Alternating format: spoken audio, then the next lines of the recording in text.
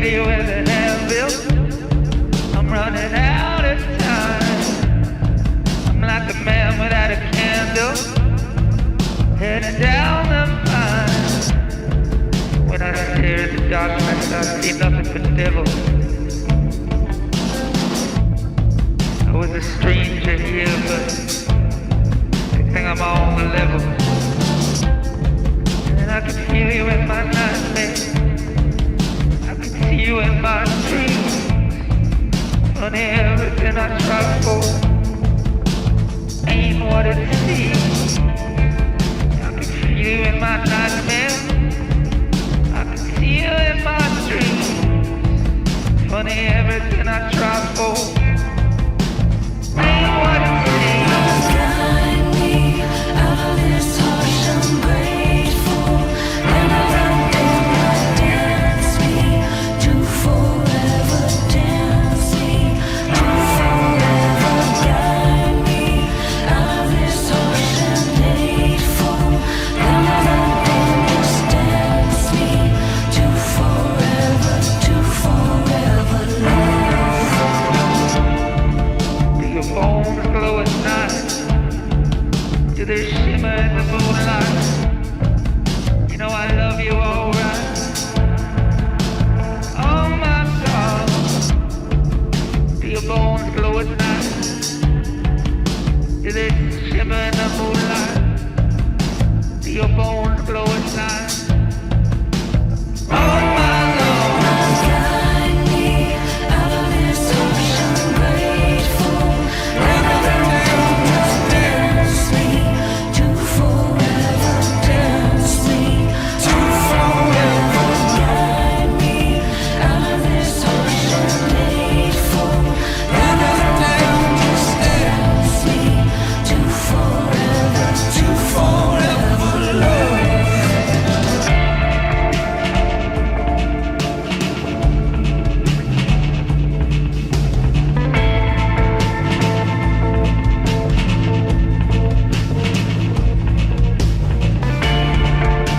Your bones glow at night. Do they shimmer in the moonlight? Your bones glow at night. Oh my Lord.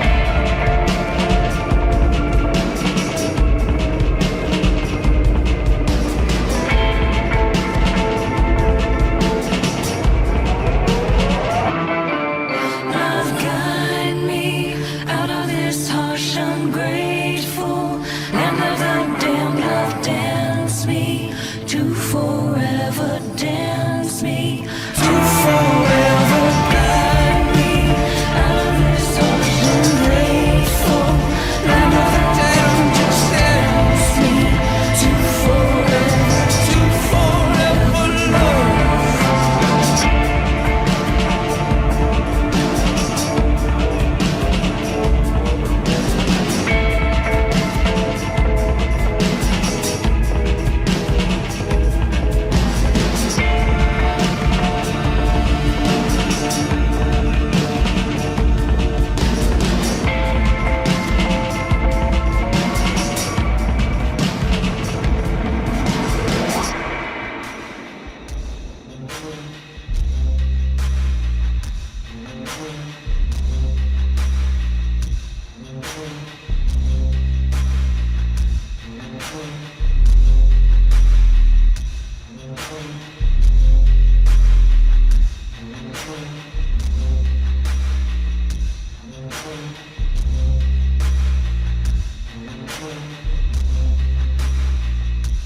The white hunter sits on his porch with his elephant gun and his tears. Shoot you for free if you come around here.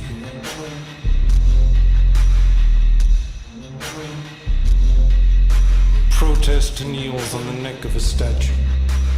The statue says, I can't breathe. Protester says, now you know how it feels, and he kicks it into the sea.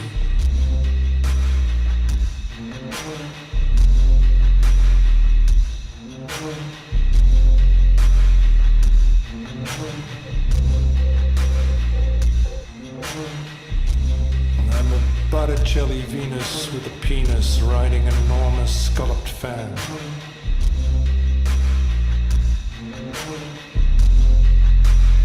I'm a sea foam woman rising from the spray. Yeah, I'm coming to do you harm.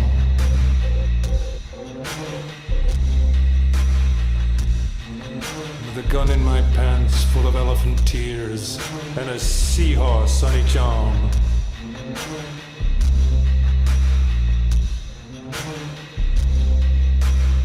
With my elephant gun of tears, I'll shoot you all for free. If you ever think of coming around here, I'll shoot you in the fucking face if you think of coming around here.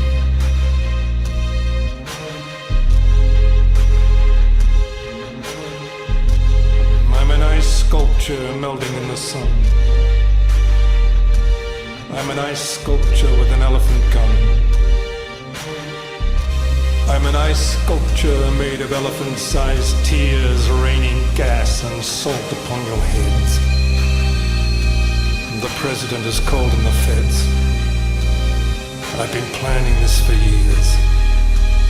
I'll shoot you in the fucking face if you think of coming around here. I'll shoot you just for fun. I'm a statue lying on my side in the sun with the memory of an elephant, evaporating before your eyes and becoming a great grey cloud of wrath, roaring my salt upon the earth. I'll shoot you all for free if you so much as look at me.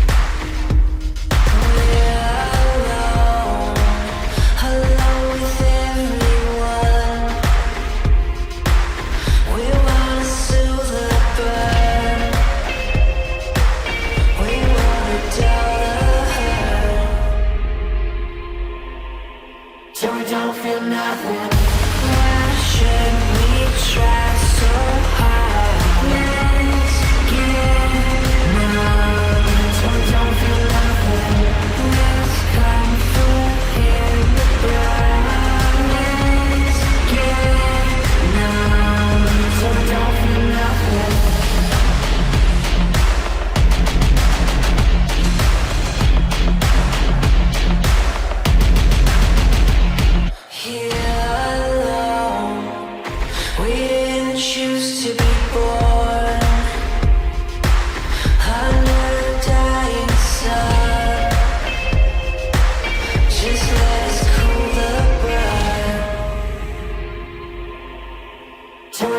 feel nothing. Why should we try so hard?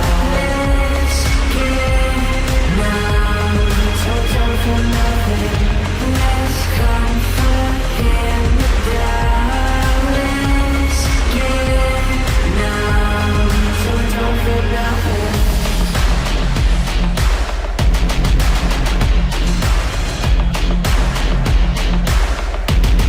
So don't feel nothing. Her love for us to sleep at night. We try so hard to hold on just for us to sleep at night.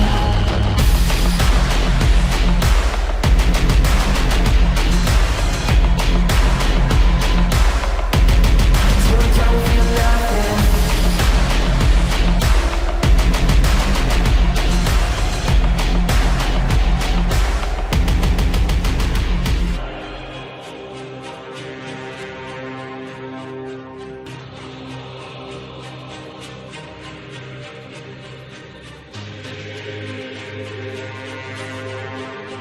We the masters of the dark arts, passengers smashed up in the car pods, glass sticking into the last tick in the hot hots. This is a massacre, it's the underground of passengers, fiercest of the animals that run around in Africa. Bastard kids of Lazarus, the laughter of the scavengers, painted on the ceilings of the chapels of the savages. There's nothing left that could embarrass us. We conquered the jungle, built a kingdom and destroyed your whole establishment. Just the idea, the unseen is insane. The whole world seen through one dream from one king. The pace walk from a gun duel with a 10 chant. The art of war, not a Sun Tzu but a Rembrandt. There isn't many who pursue what we do. We bear fruit from the tree of life and feed it through the root of evil. For thousands of years, power polluted people. Now I trust the brand stands amidst the madness, bringing you the sequel. Masters of the dark arts, the masters of puppets. We on another planet, not even NASA can touch us. Masters of the darkest reaches of reality. Enter the gallery and witness organized anarchy. Masters of the dark arts, masters of universal law. Pray for peace when indisputable at war. Masters of the darkest hours of our times. Masters of our destiny, we're the masters of our lives. Masters of the dark arts, blast the firearms bark. Assassins dive in the high tide and find sharks. Passes out to glide by like cyanide dogs. And climb cataracts the size of the sky to blind guards. And give lightning bolts to frightening coats. Thermonuclear assault, bought and sold amongst shiesty folks. Post-side tollers and shamans, ogres and goblins, cobras and moccasins. Soldiers rub shoulders with congressmen. Saudi Arabians on Twitter. Skull and bones on Google and Facebook. Face off, get your face took. Illuminati want my mind, soul, and my body. Secret societies got me creeping with the shoddy. Like Okanosha, like Peter Gotti. They got an evil army that feasts like zombies. Our high priest is Ozzy. Clap my enemy's forehead with tattoo swazzies. We kamikaze like Harmon, Lupataz. Masters of the dark arts, the masters of puppets. We on another planet, not even NASA can touch us. Masters of the darkest reaches of reality. Enter the gallery and witness organized anarchy. Masters of the dark arts, masters of universal law. Pray for peace when indisputable at war. Masters of the darkest hours of our times. Masters of our destiny, we're the masters of our lives. Masters of the dark arts. Masters of the dark arts. Masters of the dark arts. Masters of the dark arts.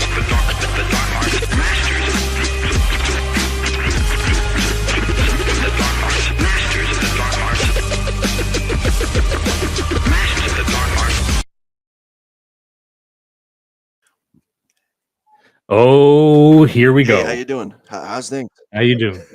How are things? First, you sound like shit. I am, man. I am shit. Fucking look at me, dude. Okay, so just in advance, I'm going to be doing some of the heavy lifting tonight, I assume.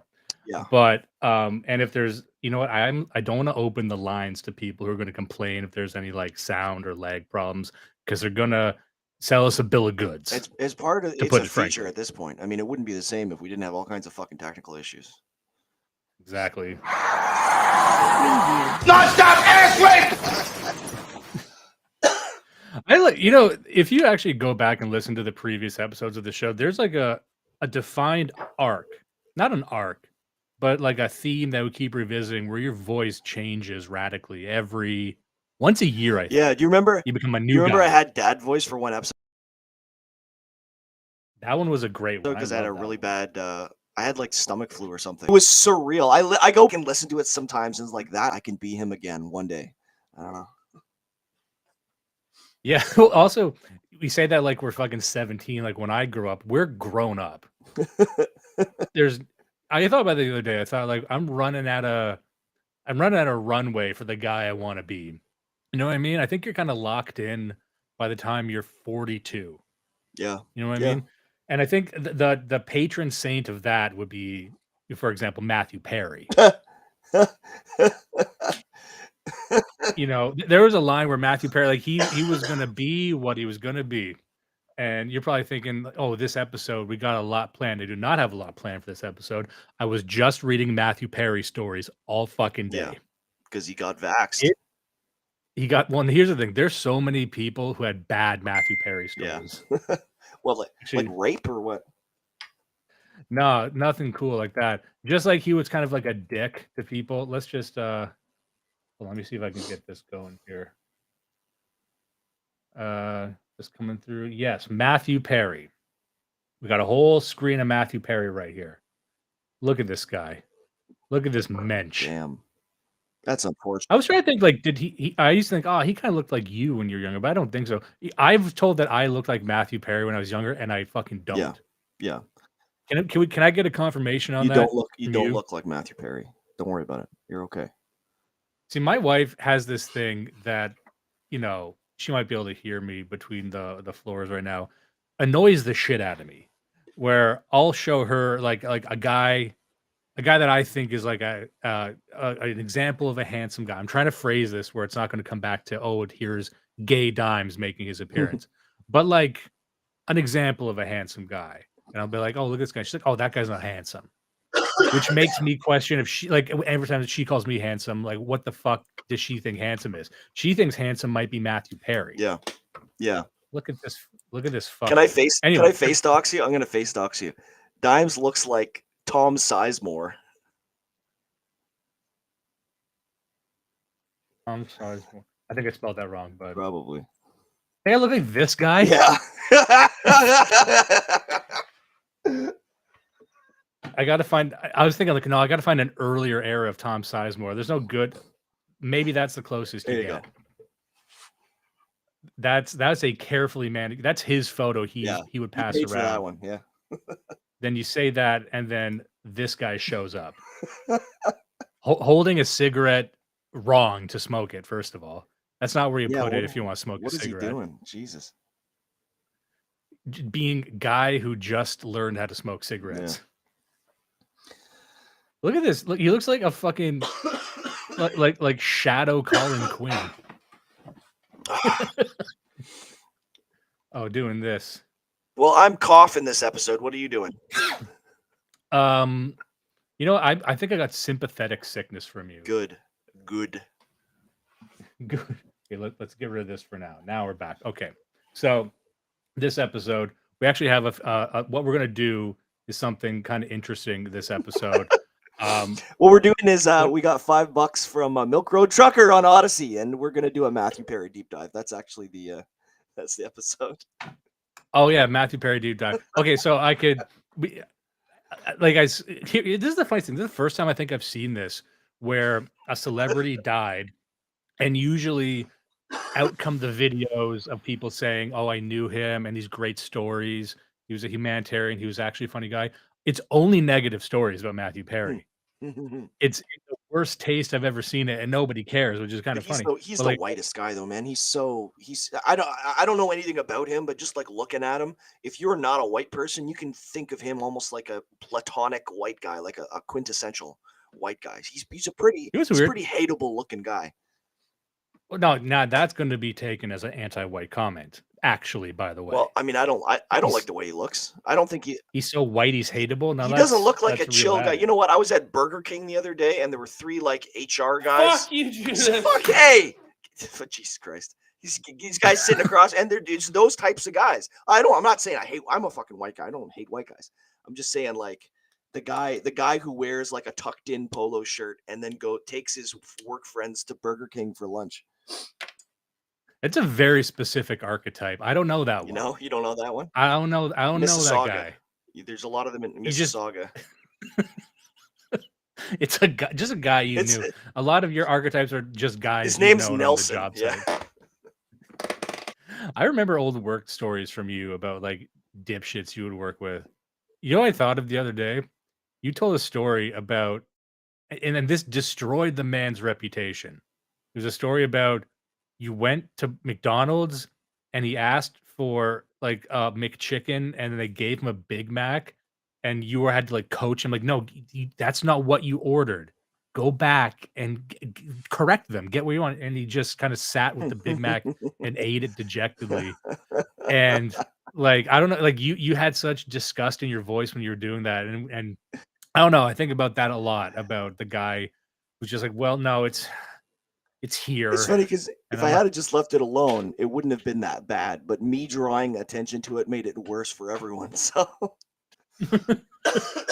he could have enjoyed it, and you robbed him Yeah. of that. All right, so I'm gonna double check that the sound effects are working. Do we got an oh yeah? we got to know, yeah. Nice. Okay. So let's stop talking about Matthew Perry for a second. Actually, one last thing. Matthew Perry does seem like a guy who, like that type of waspy white that will have come from a Yeah. well-connected family. Yeah. And for him to just not be that guy is very amusing to me. Like that is, if there's one group that might have had white privilege, like he looks like that guy. Like you'd say, he looks like a type of guy who could like call up his uncle to get something done. Yeah. And there was one story that Louis. Okay, I'm just going to tell us one Matthew Perry story because I think Louis C.K. had the wrong read on the situation.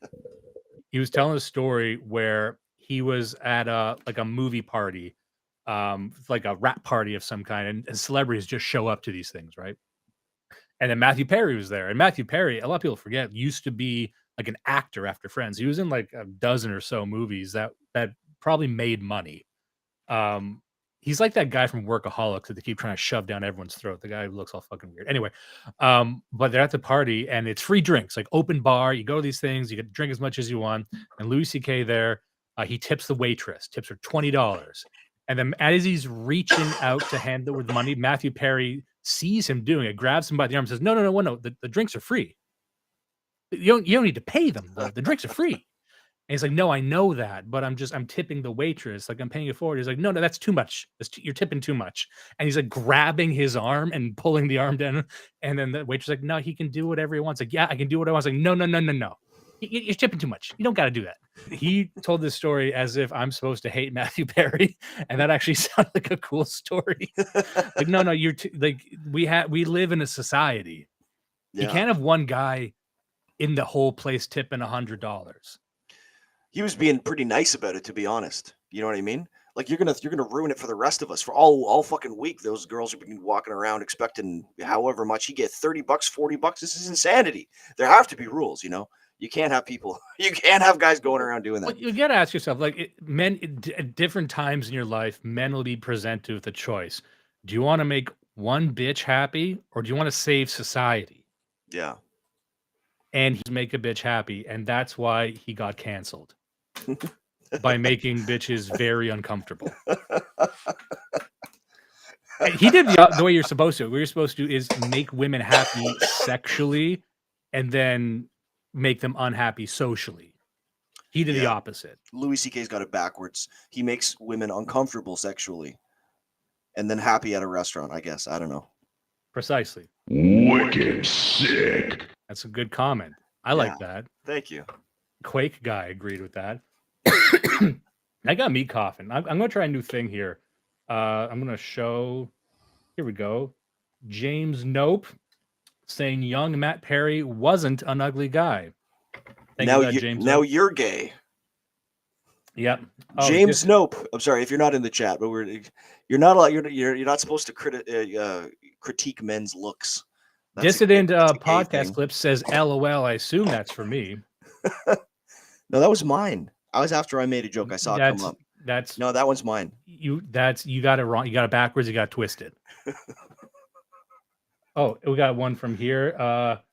Omega's 13. Oh, hey, for once the YouTube live kicked over. Well done, gentlemen. Let's get a round of applause for me.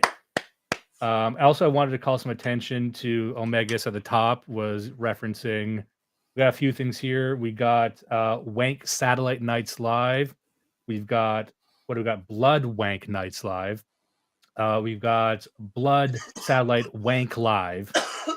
And that, yeah, and a lot like that, a lot of going down the road. I would hate for this to turn into yet another wank avalanche. It's not. Don't jinx it, dude. You know what? I had a new sound effect of like a gross splooge, and I didn't put it in the soundboard. You're not on your A game, eh? Yeah. I don't know how we're going to continue without that. Yeah. Now that I know it exists, I need to have it. Can we stop? Can you go and Look at this faggot. All right. So we're gonna. I gotta scroll up to hide this now. Enough of this wank. Enough of this wank stuff. Hope people like the stream overlay. By the way, I made this myself. 20 hours in Adobe Acrobat. Yeah. So he's so creative. What we're gonna do today? Let me just look at my notes. I got a lot of timestamps here. Oh yeah. Before I forget, I'm not gonna remember this for the next episode. I got to get it out of my system. This one goes out to Ted LaFaro, who we were talking about liminal biscuit. Yes. Liminal biscuit. Yeah. What was it? It's just one of those days living in a Silent Hill song. Every hallway's long. Everybody's gone. We've been going off on liminal spaces a lot recently. So people who don't know, I wonder if I should even show it. No, here's I'll just let people go find this on your own. Go look up liminal space channels and weird space channels, and it's a whole lot of dentists' offices in the afternoon. Yeah, it's a whole lot of here's a field. Yep. Here's a place, and it makes me, there's a lot of criticism you can give to the younger generations. I understand that, and maybe this is laid at the feet of millennials as well, but we gotta stop getting spooked. Some of it's kind of sad. Like it's a picture of a suburb with like freshly laid asphalt and nicely trimmed lawns. It's like, ooh, spooky. It's like, dude, that's what your parents' neighborhood looked like in 1985. That's not spooky. That's how it should be. That was also like every movie from the 90s, which is like, here's a manicured suburb. Aren't you horrified? Yeah. Yeah. And I think that those are only made for white people, because I don't know if like black people or Asian people were scared of that. It was just like this, like it's like a Jewish thing, maybe. I don't know what it is, but it's just like, look, all the houses look the same. I'm like, yeah, you would also looks the same. Apartment buildings, motherfucker. You'd also look the same. Those fucking brownstone row houses that you love that cost $7 million in New York. They all kind of look the fucking same from the outside. Right. They're just that's where the wasps live. That's where like the money people live. If you want to see something original, you want to look at an On Commando coming in with a $5 dono saying, "Get better soon, Judas." And I do appreciate that. Thanks a lot, pal. I don't think you've earned it. No? I don't think you've earned getting better. All right. You're going to hold it in escrow for me until I... like we were talking about, we threw a curveball out in the universe where we said the only people who get Alzheimer's are bad people. Which I'm sure will come back to haunt us in some way in the future. That's the kind of comment that follows you. But also, I think like your sicknesses are, I don't want to say a moral failing. You think I'm milking it? No, I think you're a bad person. Yeah. Or you did something. Maybe I'm being punished by God, but maybe I'm being punished by the devil. Have you considered that? Maybe I'm too good and they're trying to strap me down. Maybe it's like that book, where they strap strong people down. Yeah. Oh, Clockwork Orange. Sure. That works too. You're thinking of the Green Mile. The wank Green Mile, you mean? Yeah. You're thinking of. Here's the thing. You're thinking of wank Green Mile. All right, good. So we've been going for half a fucking hour. Jeez, no, wait, that's including the music. We've been going for too long, talking about a whole lot of nothing. And it wouldn't be White Guy Podcast if it wasn't just a couple of white guys shooting the shit and literally doing nothing that you can't just do on your own. But thanks everyone for being here. We do have material. Yeah, because we're not a parasocial friend simulator. This is more of a friend simulator. It's what you listen to when you want to listen to some guys who are trying to be a friend simulator. Yes, that's right. And you can stand outside of it and you can feel, yeah. You can feel more human. More human than human. All right. So the idea behind this podcast was I wanted to look at a documentary that I saw recently. And Judas had watched it as well, and he likes it a whole lot. And there's a lot to talk about. So we're going to do a good old fashioned, and people were asking that we do some more of these good old fashioned watching a movie, commenting on it. And it's going to tie into a lot of the stuff we've talked about over the past year or so.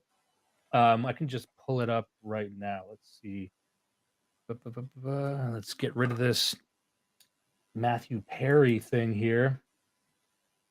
All right. So this is the movie. It's by Aaron Gunn. In fact, let's look up Aaron Gunn. What a cool name.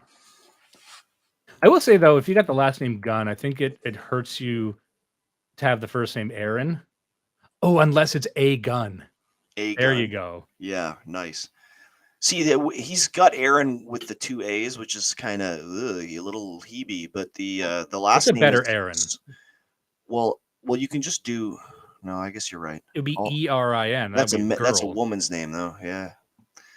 Well, okay, so I'm not too hot on the first name, but Gunn is a solid, like, what is it, Anglo or Scottish last name? So Here we go with the Aaron Gunn.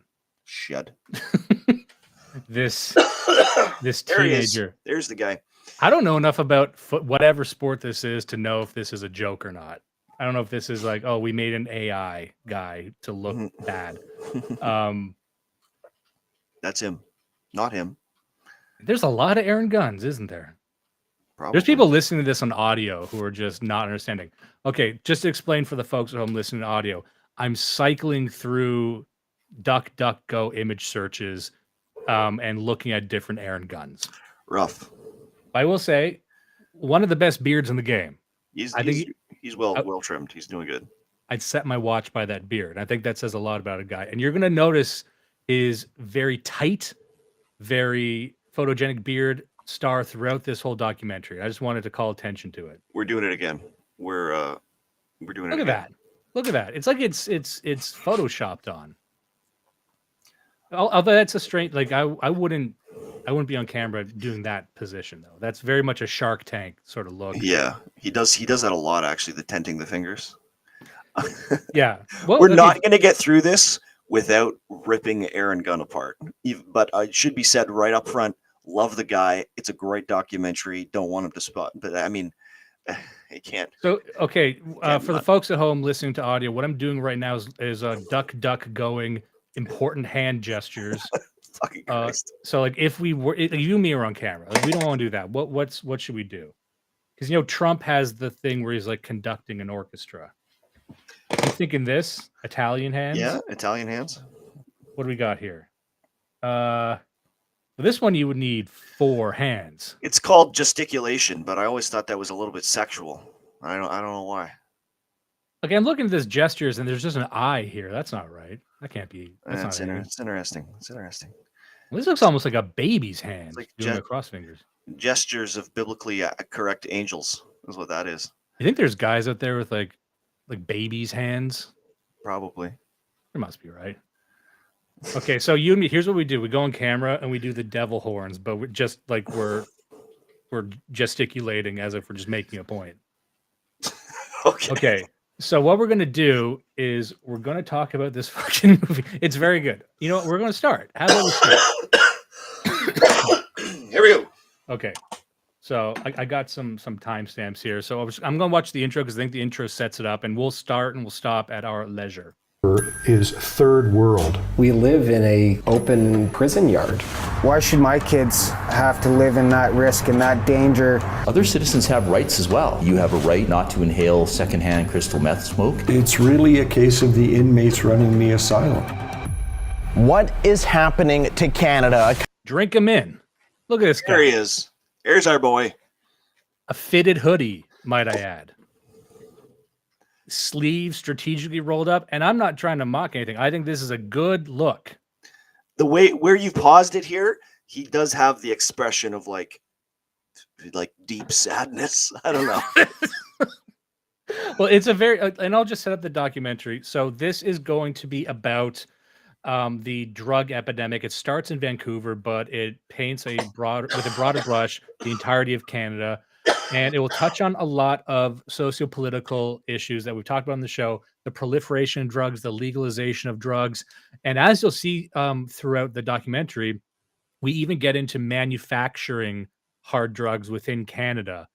And just to set the stage for this, there's a lot of news headlines that I think they're not mentioned in this, but I think they need to be kind of hovering above it as we're talking about it. So, a big one that was in the news recently was in Canada, the medical assistance in dying, MAID as they know it. So, MAID is that the government has decided to start killing people and allow not only elective suicide, but elective suicide through the government, through government assistance, and also recommending it to citizens.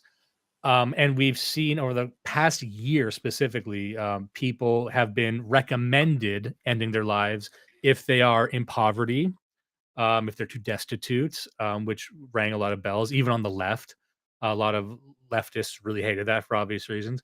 But then there was also people who are addicted to drugs, terminally addicted to drugs. If you feel like you want to kill yourself, if you're in a bad place, the government of Canada will be right there saying, have you considered killing yourself? Now, there's a lot of nefarious scheming that could go along with that if you wanted to go down that road. They could say, well, this is a form of population control. This is a form of, getting our addiction numbers down. Like there's a lot of, I'm not trying to assign any of that to any individual person, but I'm just saying that it does seem interesting, at least to me, that the end game of modern liberalism is simultaneously allowing manufacturing hard drugs within Canada, allowing people to purchase and consume hard drugs in public, and then pushing suicide on them as a result, and denying that there's any connection between any of these things. You would need to believe that they're wildly incompetent or they're malicious or perhaps both. I land on both. I think it's a convenient way to get rid of a problem that oftentimes they cause. And one thing that I don't think is addressed in this documentary, but I would love it to be addressed at some point, and maybe I just haven't seen it, but over my lifetime, there were many pilot programs that were launched in the interest of legalizing marijuana. And marijuana is legal in Canada now, but I remember growing up, they legalized it in certain cities and tracked what happened there. And I never heard any conclusive reports about what actually happened because they wanted to know, if you legalize marijuana, does marijuana usage go up? Now, I would hear advocates say that, there's no evidence that it does go up. I'm like, that's not evidence that it doesn't. It was just kind of hand waved away. And I haven't. There seem to be no conclusive studies that show that once you legalize heroin and crack cocaine, that heroin usage and crack cocaine usage goes up. And it's highly suspicious to me that those statistics aren't released. That's kind of what this documentary is about. Yeah.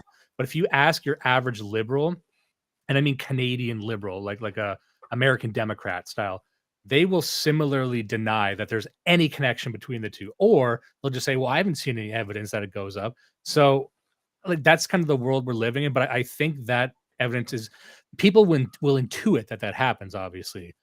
But you'll see Vancouver, people will deny that Vancouver exists right up until the point where it sinks in the fucking ocean full of Chinese people. Anyway.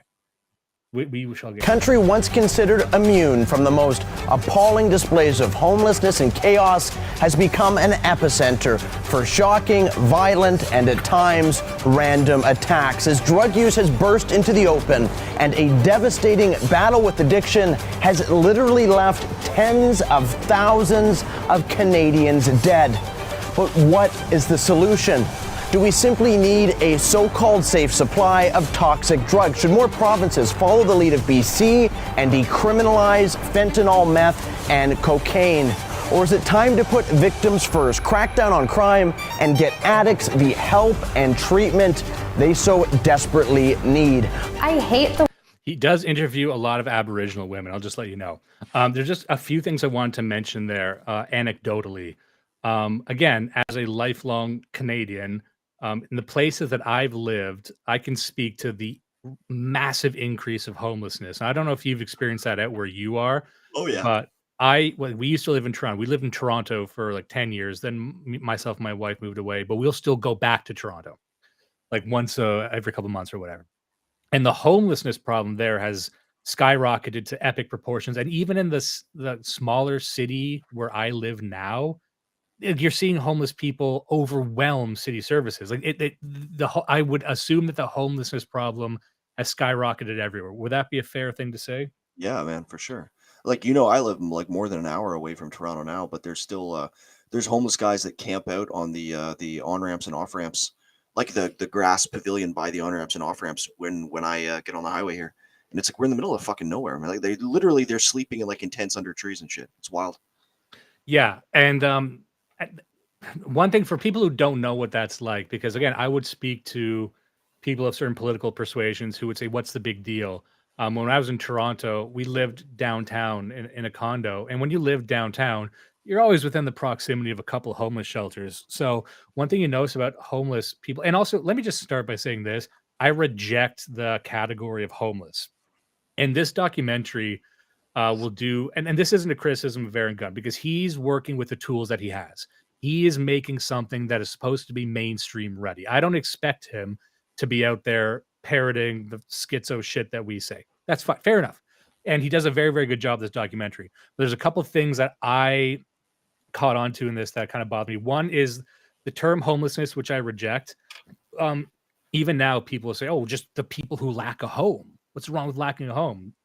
Historically, these were known as vagrants or derelicts because we knew that oftentimes, I'd say the majority of the time, it's not just people who lost their job, especially in Canada. In Canada, you have to fall through so many floors to end up homeless. If you are homeless in Canada, you must be homeless on purpose. Yeah, I guarantee fucking you. absolutely, absolutely. The government will bend over backwards. Like if you have a job interview, they will buy you equipment to go to the job interview. Like the welfare office will do that. They'll do crazy shit. They only have one stipulation: you can't be on drugs all the time. And they just reject that. Yep. You can talk to a welfare officer like right now, and they'll tell you that. Like, look, we just have this one thing: you can't be on heroin at the job site. And they're like, I can't do it. And also, like that soft white underbelly guy, the guy who runs that documentary series. When he was on Joe Rogan, he had made a great point, which was that, for these people, the homeless people, he's like, you're dealing with a person that doesn't know how to show up on time. Like things that you or I would take for granted. Like they don't know not to steal or lie. Like they live in a world, they are the type of person, like you cannot force them or trick them to set an alarm clock or to not steal your copper pipes like that. And he's like, that takes like 10 years to get that out of them. So this idea that they're not just like dyed in the wool, it's in their DNA criminality is a bit of a misnomer. So I think the entire, and again, this isn't his job to do this, but the framing of like a lot of these addicts, some people do fall into it, especially when they're young, but a lot of the guys you actually see on the street, like you're not going to get them off the street. And every time you give them homes in the cities that I've seen and been to, they'll give them like tiny homes and they burn them down because they think it's funny. Yeah. So it's like, yeah, you can't work with these people. But anyway, and so that's why I think you need to take the category of homeless and addict even and split that into like 4 or 5 subcategories. Like there are the people like the teenagers who are like fall into there and you can get them out. But then the people, if you're 45 and you're there, like you're a different creature in a sense. Mm-hmm. Agreed. And also, yeah.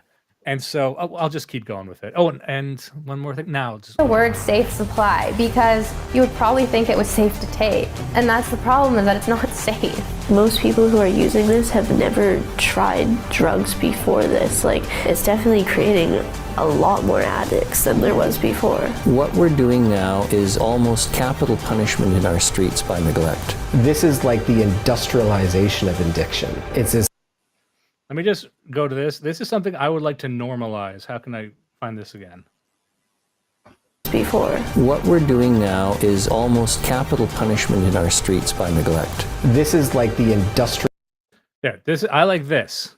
Now, some people might think this is a bit too on the nose, but because people always say, oh, Justin Trudeau is Fidel Castro's son. That's not what I get from this. I prefer this. I would like to normalize simply depicting Trudeau as a Cuban guy. He just snuck in. He's not even Castro's son. He's just a fucking Cuban. he's just a Cuban man, and you can do it that way you wish. Nice. Realization of addiction. It's as scary as it gets. My name is Aaron Gunn, and this is Politics Explained. Woo! I love you, Aaron.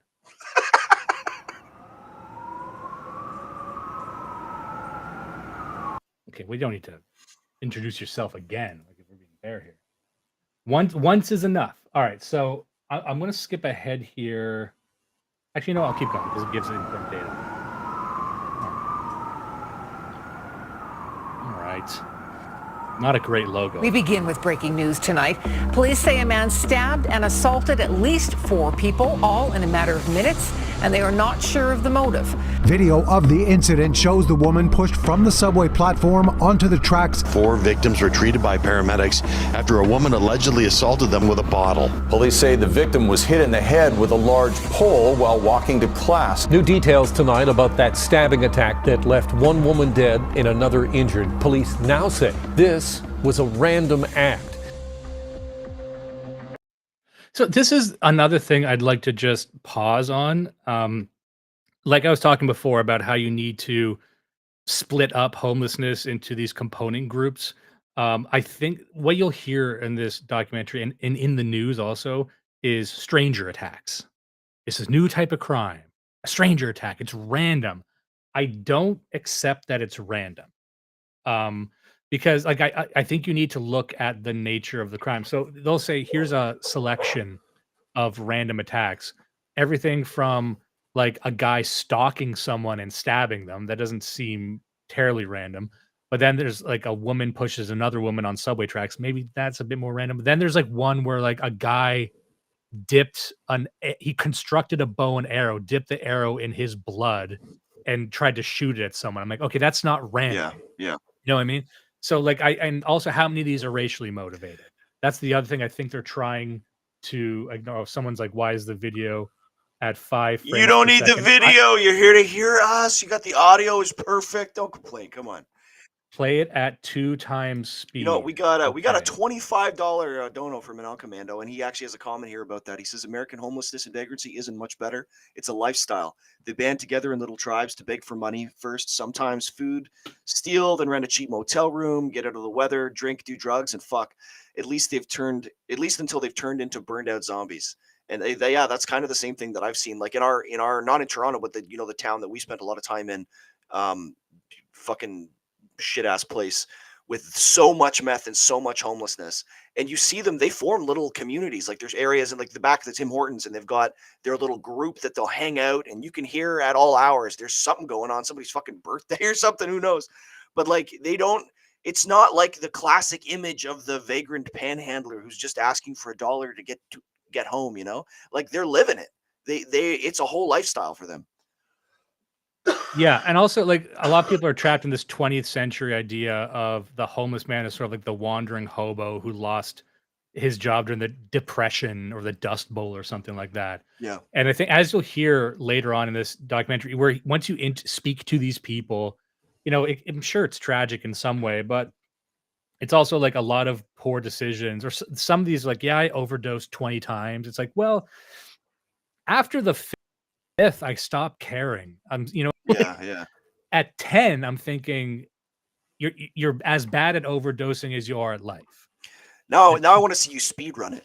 I want to see you do the next 12 in one day. Let's see if you can do it. Now we got James Nope saying 2x is too fast. You know what? Fair enough. Let's do. Holy shit. Holy Toledo. 1.5. Let's do this. Is dying. Our once safe city streets increasingly defined by chaos, robberies, assaults, homicides, reckless and that was random just a guy spraying someone with bear spray. Hold up. Police now say this was a. Police say a man. Police say the motivation of any kind, a deadly trend that since 2015 has seen a violent crime in Canada increase 32%, a reality that has left many Canadians anxious and concerned. According to a recent poll, 64% of Canadians feel crime and violence have been getting worse, while in Vancouver, 40% of residents now report living in fear for their safety on a daily basis. And it's not hard to see why. A woman on a mobility scooter brazenly attacked, bus and SkyTrain passengers stabbed and throat slit with a knife. And in March 2023, the shocking, random, and graphic murder of a father in front of his wife and young daughter in broad daylight outside of Starbucks on Granville Street. See, again, all three of those things seem very distinct to me. You know, like pushing the subway, dragged into the woods and murdered. Like some of these, like, and they won't, and this is Canada, so you're never going to get usually the race of the perpetrator. And so it's hard for me to make a sweeping judgment, but like I don't know, my instinct is to say that there's some kind of maybe a tilt towards gender and a tilt towards ethnicity. I don't know, like, or maybe I'm wrong. I don't know. It's just, it's a strange thing that's left out of it. And this entire discussion is creating new categories, just like, you know, the category of homelessness was created in like the 60s or the 70s, and the category of just sort of addict as a general manifestation of the therapeutic state, right? That you are an addict. That is your identity, and once you are that, you can never really escape it, and so we must justify it. You know what I mean? And that's if again, one piece of criticism about the documentary, and we'll get to this near the end, like their solution is like, we have to treat the addict first. I'm like, yes, but we got to really carefully define who the addict is, because I do think there's a difference between, like, they're not all addicts. Some of them are just like a 9-to-5 ham and egger who got hooked on back pills. Yeah. That to me is and the 15-year-old who got, and also as the government takes a more active role in this, as the government normalizes cocaine use and heroin use, like, I don't know, like that to me means that there's going to be a lot more victims and a lot of blood on the government's hands specifically. Yeah. Sorry, continue. I was gonna say, we're pushing up this thing again with Aaron Gunn, and you had mentioned it earlier that, and I have no illusion that Aaron Gunn is our guy, but I think given the hand that he's playing with here, where this has to be a mainstream ready kind of conservative or even like a center right documentary, I have almost no notes, because there's like all of this stuff. These are real critiques that we'd be making to try to take the conversation further to the right. But I mean, what we're talking about right now, most people would think we're horrible, awful people for saying that.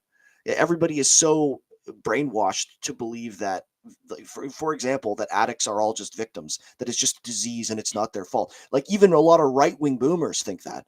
So like it's almost like that issue on its own needs to be approached, but can't even be approached until we solve the main thing, which is somebody somewhere is intentionally making millions of dollars by giving drugs to these fucking people. So yeah.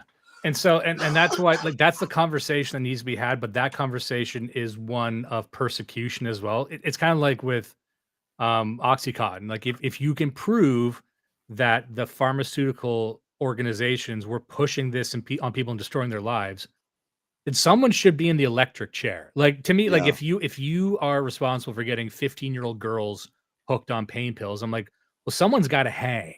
I don't know who, and I'm not trying to get in trouble here, but I'm like, I think in a society that makes sense, that should happen. The answer can't be nothing happens. We won't call for violence, but we will give you financial advice. So our stock tips for this year for 2024 is invest in rope and electric chairs.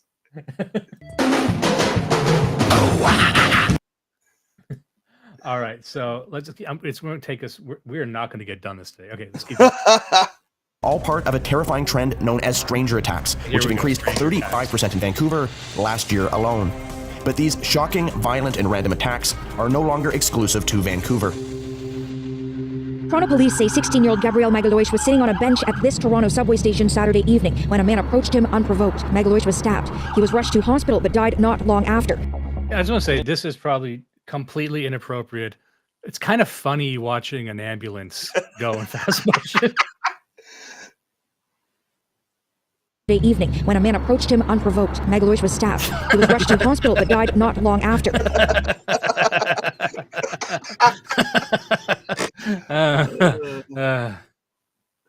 He didn't die from like being sick or anything. He was like stabbed in here and he bled out. A day after the moving memorial to Gabriel's life, I don't know, like that.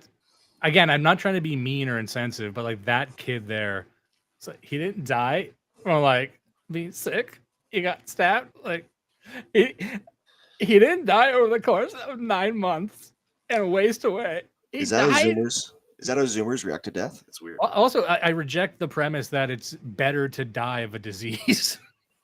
Yeah. Like, it is normal, but it's worse. Is it worse than getting stabbed? Let's pause and meditate on this for a second. No. Here's the thing. I will say it's not as bad to be stabbed as long as the person who stabs you themselves gets stabbed. Is that fair to say? I guess. Yeah, it's all right. I would be like, if you're gun to my head and the choice is getting shot with the gun to my head or dying of cancer, I will get shot by that gun to my head as long as the shooter similarly gets shot. I'm here with you. I'm right here. And gun to his head, he accepts it. So I make my decision knowing that this chain reaction will occur. And the fate of that gunman is TBD. That's beyond my pay grade. Let's get back to the drugs. Visited the scene of his murder to talk to Toronto residents still reeling from the attack. You know, it's very unsafe. I've been here. I live here for many years, and that is the worst year I see this Toronto. That's the worst year. And when you see it, you've been living here for many years. So that's a. You'd think if he'd been here that long, he'd learn how to speak English correctly. I've been chair for many chairs, and so how many years have been here? Mr. Dimes, no, don't ask me that. No. Oh, many.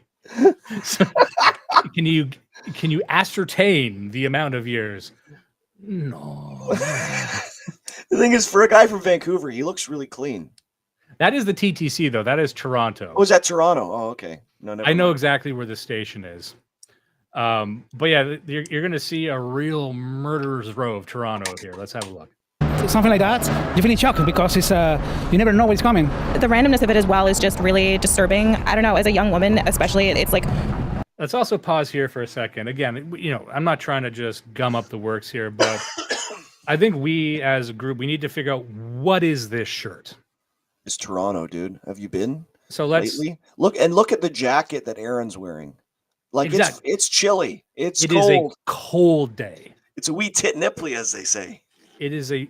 There you go. It's a wee tit nipply. What do we have a sound effect for wee tit nipply? Let's have a look.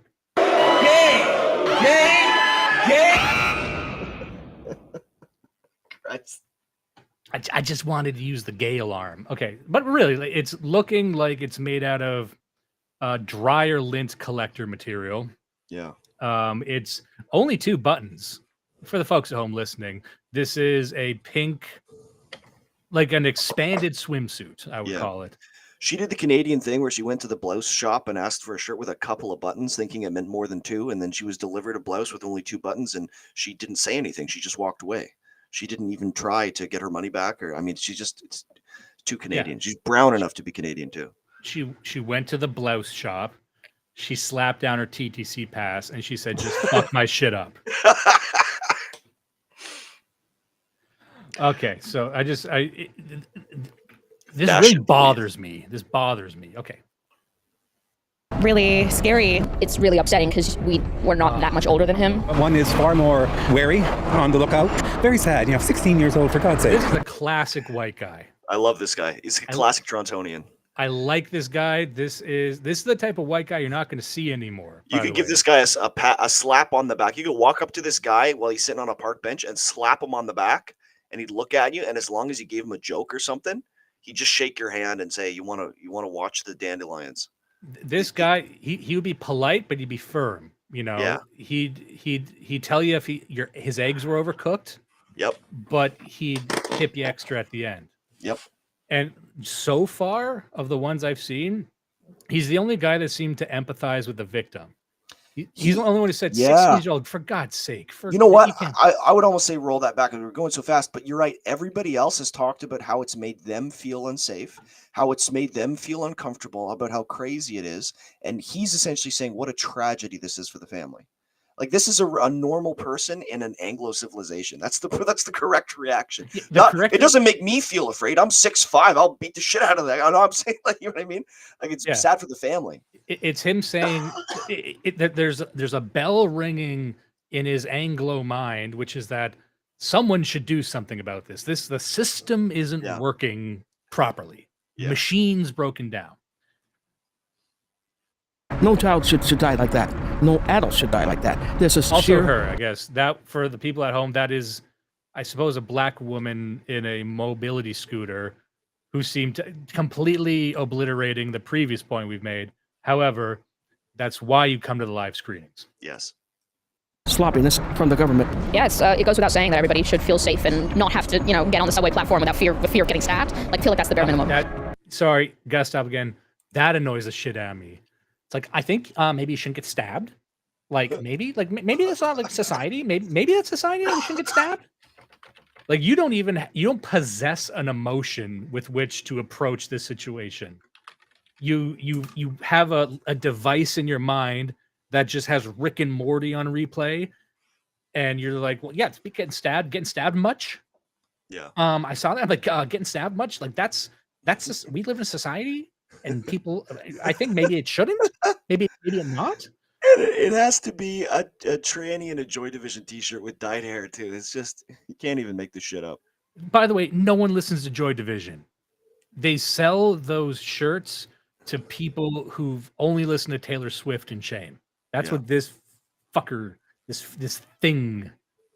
What is that? What's that around the neck? Is that like a some kind of tooth? Yeah, that's weird. I should stop roasting Torontonians. Let's move on. But the murder of Gabrielle Magalhaes was hardly an isolated incident on the TTC. Canada's largest transit system has been rocked by shocking, violent attacks over the past year, from random shootings to a woman literally set on fire. I sat down with the former police chief of Toronto, Mark Saunders, to discuss how violence on the TTC and in Toronto more broadly has begun to spiral out of control. You were the chief of police. How does that make you feel to see what's kind of happened in your city? It seems like people are scared to ride the transit system. Yeah, the transit system is the lifeblood for so many people. And the fact that they are scared, it's just not good.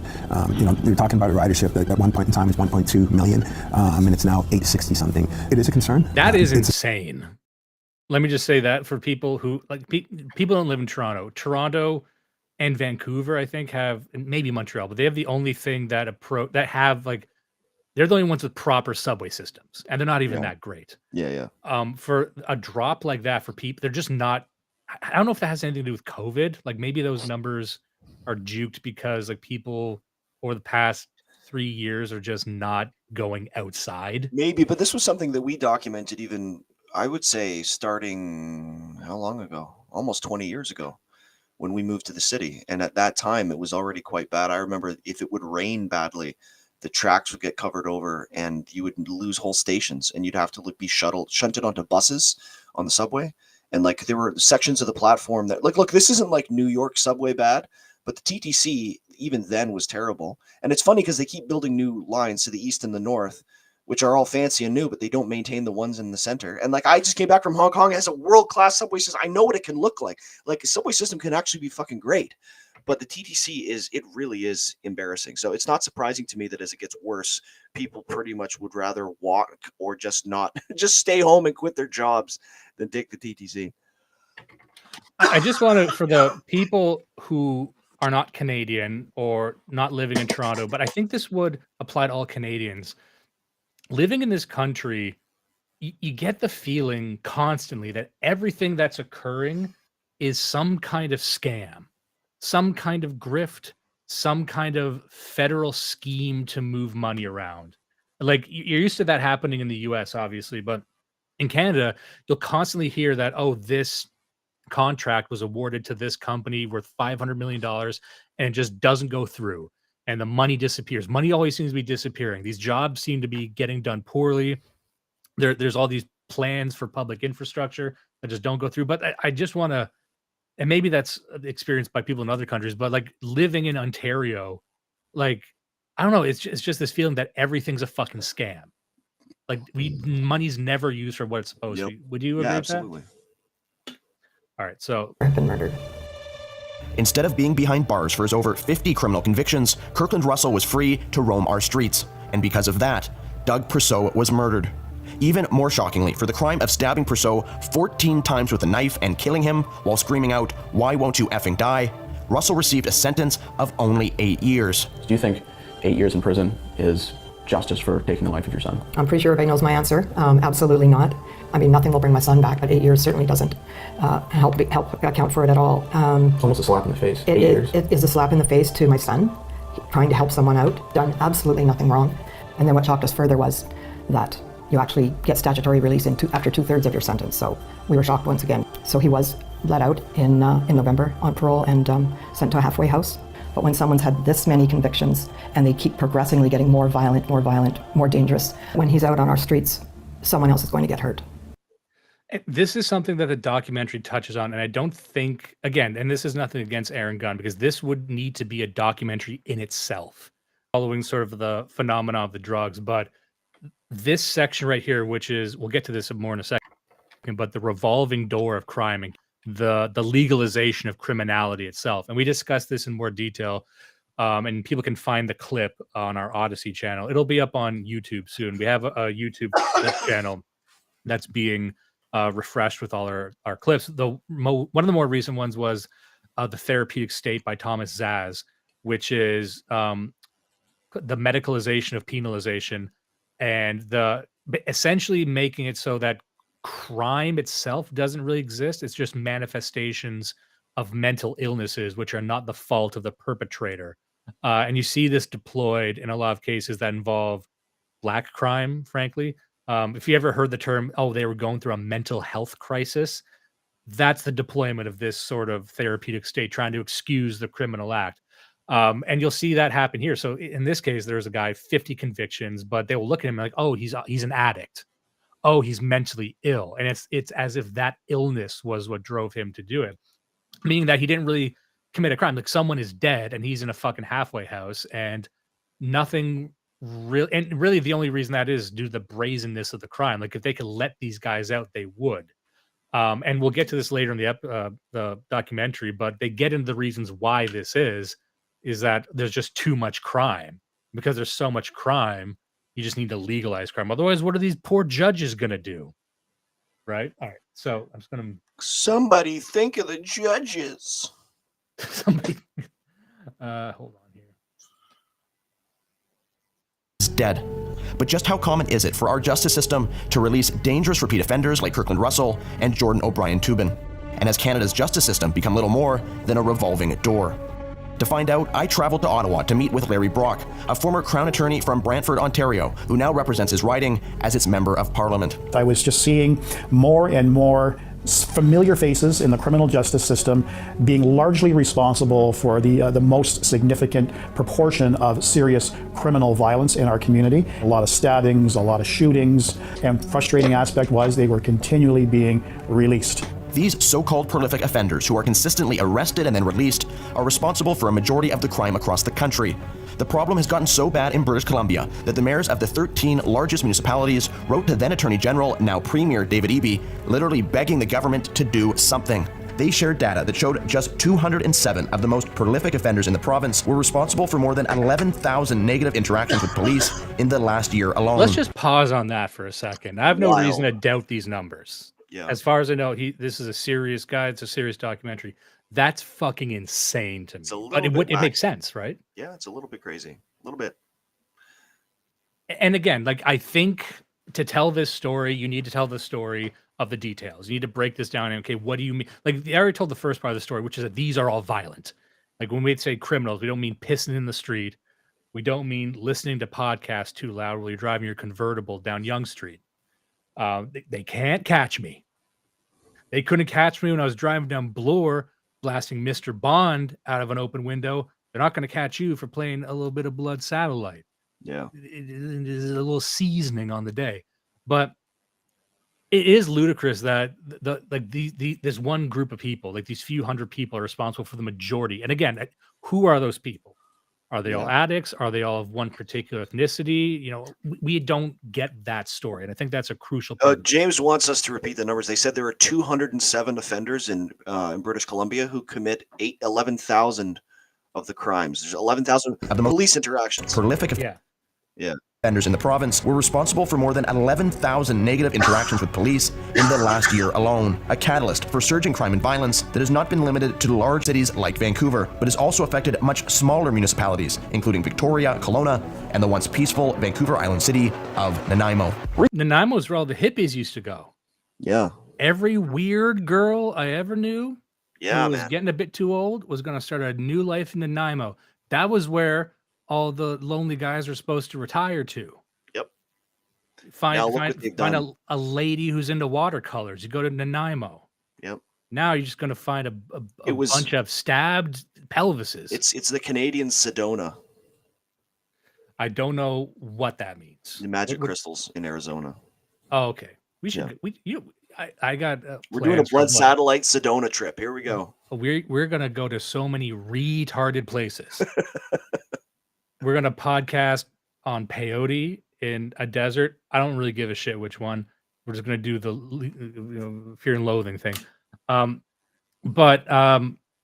See, this is something like, just to address this.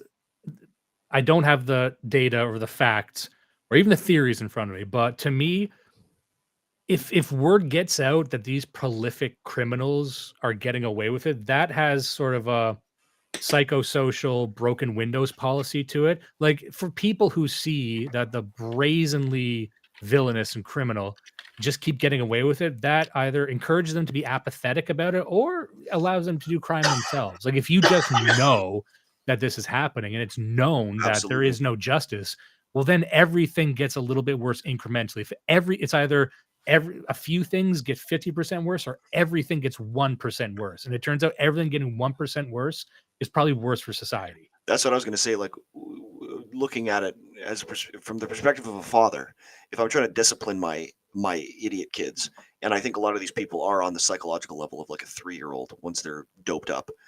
If they commit a crime, you can lay down the law for them and say, what's happening right now is I'm being very, very lenient. And I don't have to be, but I'm being lenient because I care for you. But if you do this again, I'm going to drop the fucking hammer. And if they do it again, that's it. That is actually it.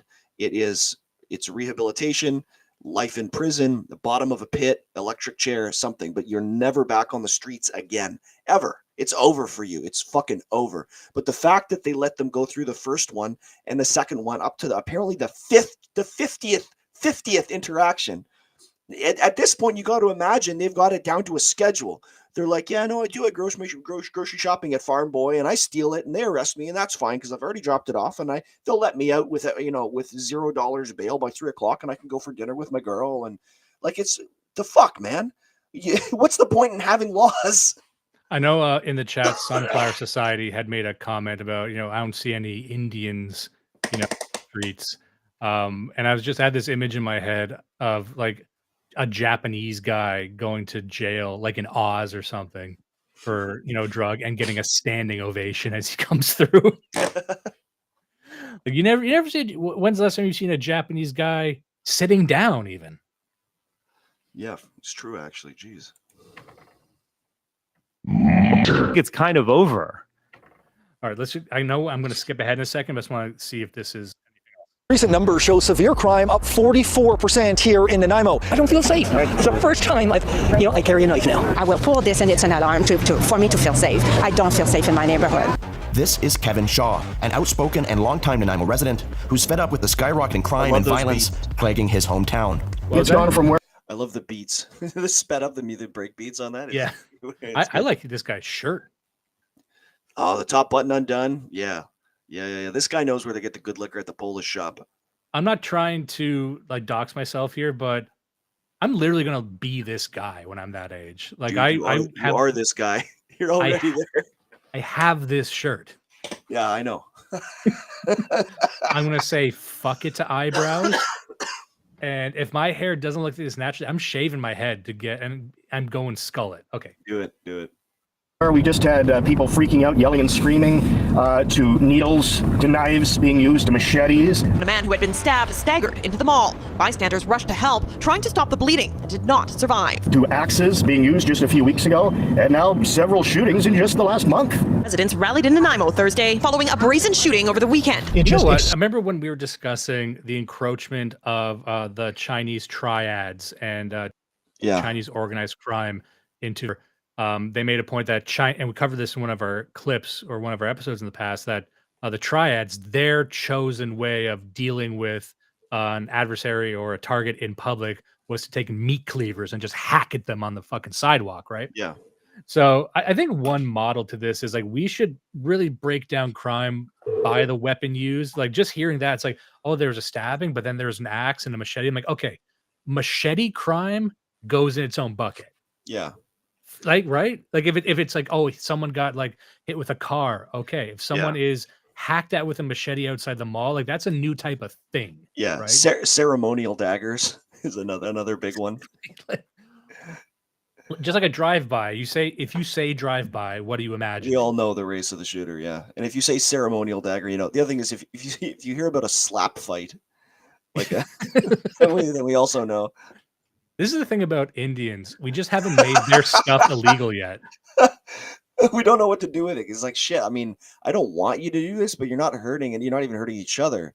So I guess carry on. Shit. There just hasn't been enough slap fighting where we have to be like, okay, someone needs to write a law. This needs to go into the Bill of Rights. Yeah. The Chinese one is they do like fake out punches on each other until one of them almost hits the other, and then they both fall flat on the ground for insurance fraud. Their form of fighting is like TikTok challenges. Like I saw this. Sorry for grinding this to a halt, but I saw this. It was a clip of a mosh pit, some metal show, right? And someone's taking video. Center of the mosh pit, everyone's thrashing around. Right in the middle is a group of people sitting down and playing a game of Dungeons and Dragons, right? While everything's going. And the comment was just something like, you know, I wish my generation didn't need to make everything a bit. You know what I mean? Yeah. Like you're at a metal show, but it's like, oh, let's do this wacky thing and get it on camera. It's like, does everything have to be a bit? And that really struck at the core of me because I'm a guy who kind of lives out bits and stuff. And, you know, it was probably designed for me. All right. Exploded. Actually, let me just hold up. I'm just going to skip ahead here. 16.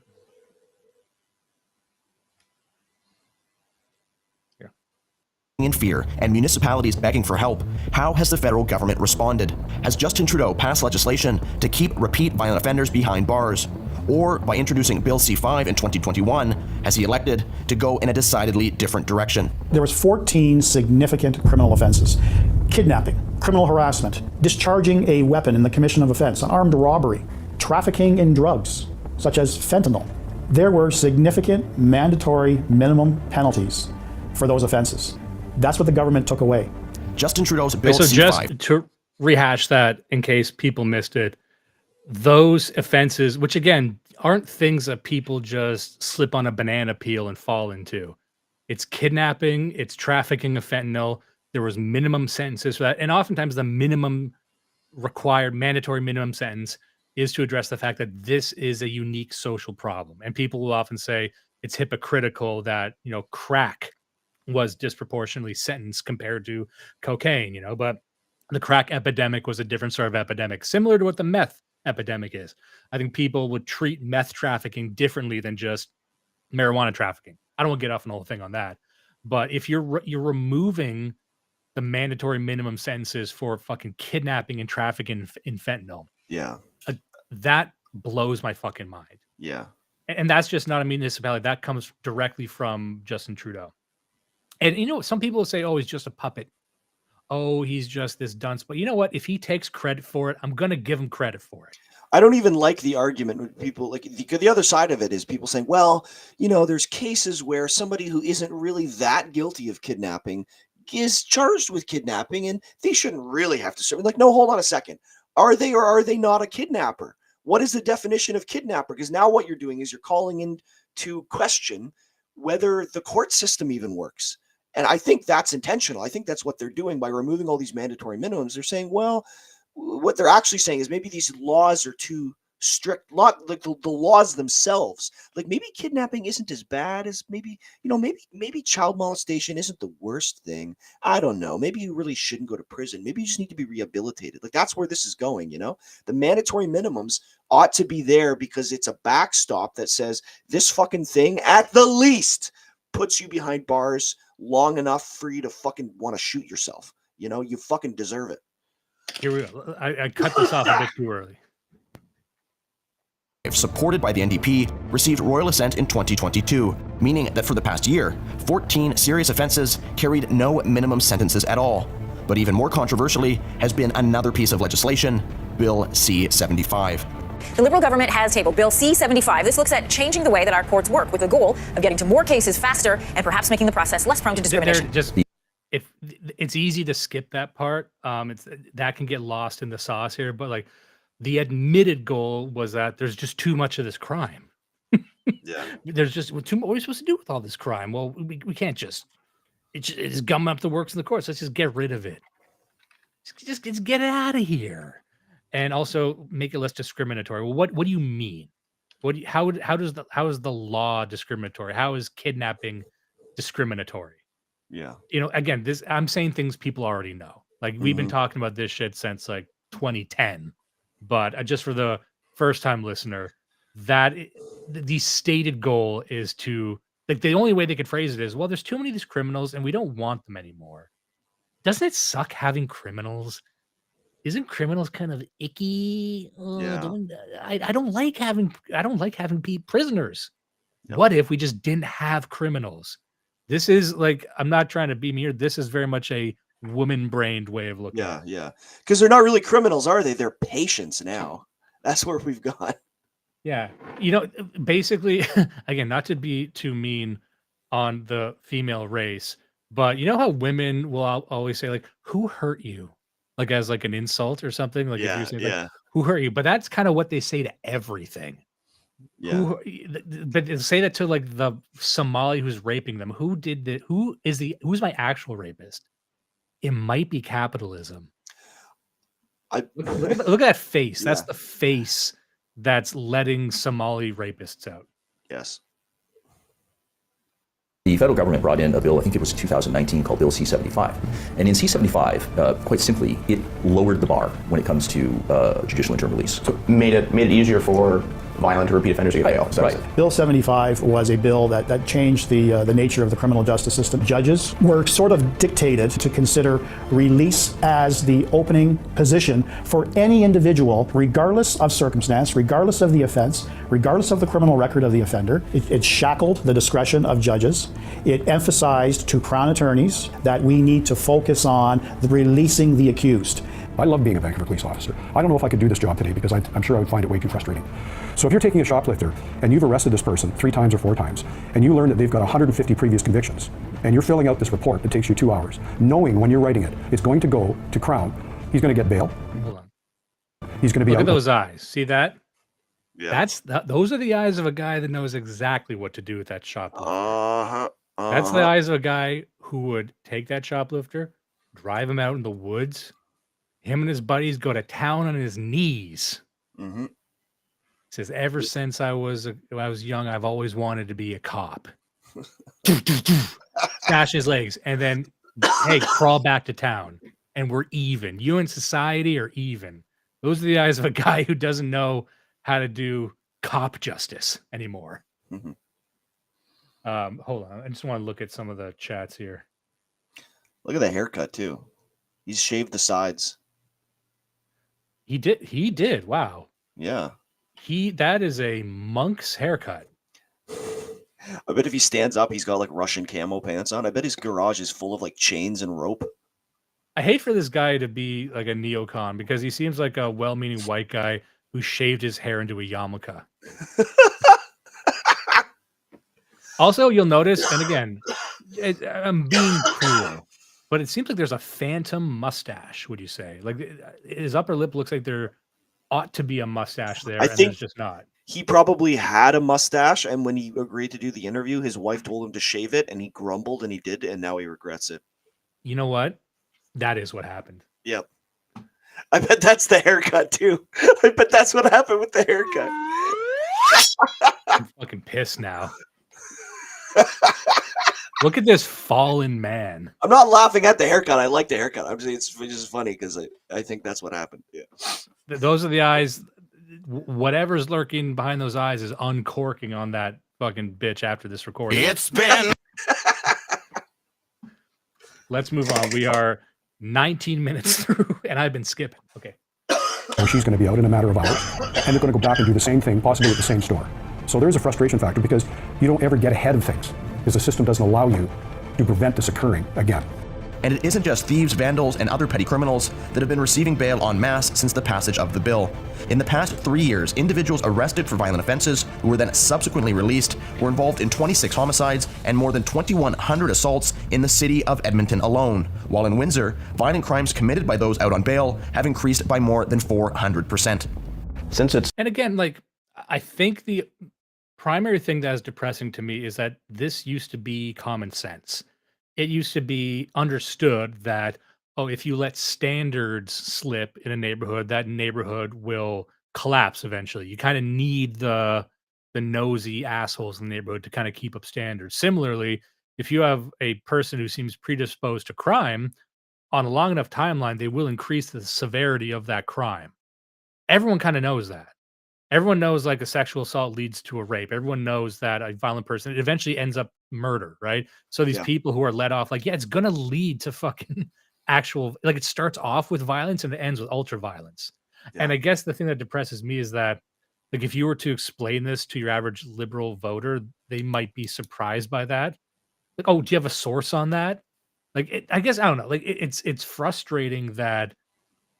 And I know it's used in bad faith often. It's just used to win a debate, but it's like the sourcing of things that just seemed so logically apparent. You know, so the average person, like, unless they're coming to a conversation with all of this data, the average person is just going to deny it. Like, a lot of people will just straight up deny this stuff. And as we've said in previous episodes, by the time the liberal voter admits that there's a problem, it's way too late. They're starting to admit it now. You'll see like in the U.S., in New York, San Francisco is a great example. You have to have streets overflowing with human shit. They're like, oh, what's going on here? Who voted for this? You know, and then they move to Texas. Like, it's there's like a mental knot there that you'll never get through. So I don't know. Like, I'm still trying to figure out what you do about that. That isn't just. I don't think it's an accident that the moment that the left notices that there's actually a problem, or that they openly will talk about there being a problem, is the same moment that it's too far gone to do anything about it. I think that's by design, because if they, for even a moment, accepted that there was a problem, then they would have to enter into a serious conversation about what can be done. It's the natural shift from there isn't a problem to, well, there is a problem, but there isn't anything we can do about it. You know, the minute that it's too far gone, they're safe to say, oh, shit. Oh, you know what? You're right. Oh, I guess mandatory minimums were important, but we're past that now, right? Water under the bridge. Let's talk about something else. Also, I don't know if I want to really delve into this right now. I might, depending if I return to it, but there's this very interesting feud between a content creator who I quite like named The Distributist, Dave the Distributist. A lot of people know him. He's been going at it on Twitter, and they had a formal debate not long ago between him and Matt McManus. Matt McManus is, I believe, an American, but he cites Canadian stuff a lot. And his position is that, like Matt McManus's point, he's a leftist guy, and he purports to be an expert on the right and the distant right and right-wing radicalism, you know, those types. And he's just kind of this pudgy professor. And well, that's mean. I don't want to just be mean, of course. But they had a debate about like whether or not the safe injection sites and the legalization of drugs even helps. And he's one of these guys who's always citing, you know, oh, in Vancouver, everything's going great in Vancouver. And then Dave is off like, it's not going great in Vancouver. What are you talking about? Source? source. What's this? I haven't seen any source. I've seen the sources from the website of the Safe Injection organization that says that they've actually reduced overdoses. And it's like, well, like I don't know what information you can gather, but it's like cares? it's And even if that's true, I who cares? I mean, it's so myopic, it's so autistic. Like, well, it reduced the number of overdoses. That's not why we implemented it, buddy. We implemented it to try to solve a huge, like, generation-spanning societal problem. And all you're doing is the people that instead of dying, now they're just vegetables. Great. You've also tripled the number of people that are high, and you've like, what the fuck? Yeah, this is him on your screen, Matt McManus at Matt Paul Prof. What a loser! Look at this idiot. Yeah, that's not what he looks Look like. at him. That's a sketch. That's a cool sketch. That's not what he looks like. But yeah, there's a debate between him and the distributors. I would recommend people look that up. You know, he's your average, reply guy who's trying to like dunk on the right, dunk on. But like Dave is a serious guy who knows what the fuck he's talking about. So it's a very frustrating debate. But I would recommend, like, if you want to see this argument take place, if you want to familiarize yourself with the types of people who are in favor of stuff like this, give that a go. All right, so hold on. Since its passage and some of the bail reform, we've seen some very high-profile crimes, murders being committed by people out on bail. I believe the individual that killed the OPP officer was on bail. That individual ought to have been detained in custody, should have remained in custody. That was a completely avoidable tragedy, in my view. There are some members of the community that shouldn't have the right to be out. They're just so highly violent. Their history shows that when they're released, they're going to commit serious violence towards the community. And by ignoring it, you're putting communities in harm's way. To illustrate just how incomprehensible. I'm going to skip ahead here because I want to make some good time. This is an interesting one. It's just the Nanaimo beat walk. Yeah. Let's go to the street and see what it's like in Nanaimo right now. My art ho paradise. In Nanaimo, a city of just 100,000, there are an estimated 700 people suffering from drug addiction, currently living homeless on the streets. To get a sense of the scale of the issue in the city, I told community safety officers as they conducted wellness checks downtown on those at risk to OD. Let me just say one thing, just in response to James' note here, more overdoses means less homeless. I am familiar with this argument. I'm familiar with, like, in a sense, MAID, the Medical Assistance in Dying program, is shuffling the refuse of society off its mortal coil. Maybe that's something that our side of things will be in favor of, like use. That's why I was mentioning earlier, my parallel concern with that is the government finding new ways to cycle more people into that. Yeah. So I think we're existing in a state where I can safely say that most people, not all, but most people who are committed to being homeless right now are bad people in most cities. This will be reflected if you've ever been around them, especially if you're a woman. So if my rule of thumb was always, if there's more than 5 homeless people congregating, you're in trouble. So if you are passing by a park where there's a huge crowd of them, like, they turn violent, they start harassing you, they feel safe. You get a homeless person that's on their own, they're fine. A group, it's a fucking problem. 10 times out of 10. And when I was in Toronto, this was a big fucking deal all the time. So my concern is that we will be entering a new paradigm that's just having more young people and more normal people shuffle into that as we normalize drug addiction and normalize suicide as a solution to that drug addiction. So I'm trying to, my concern is the expansion of that group. Another thing going into the middle term, like you're talking about right now, they're essentially making it more attractive for people who don't necessarily need to be in that situation. But as we're getting into a demographic crisis and economic crisis in Canada, there's going to reach a time soon where the support net that we talked about earlier, where you're saying that you have to really try to be homeless because there's so much of a support net in Canada. Like, they will buy you the equipment to get a job. They will find you a shelter that you can stay in. That isn't going to be here forever, especially as the demography and the economy collapses. So then you're in a situation where you have, like they talk about it in this, they have the working homeless. They have families living in tents in Vancouver who both of the parents have jobs and they have 2 kids, but they're living in a fucking tent, right? That's happening there. That's going to start coming to the rest of the country. And now you're saying, okay, wait, we're euthanizing these people, like families, because they're like, what the fuck?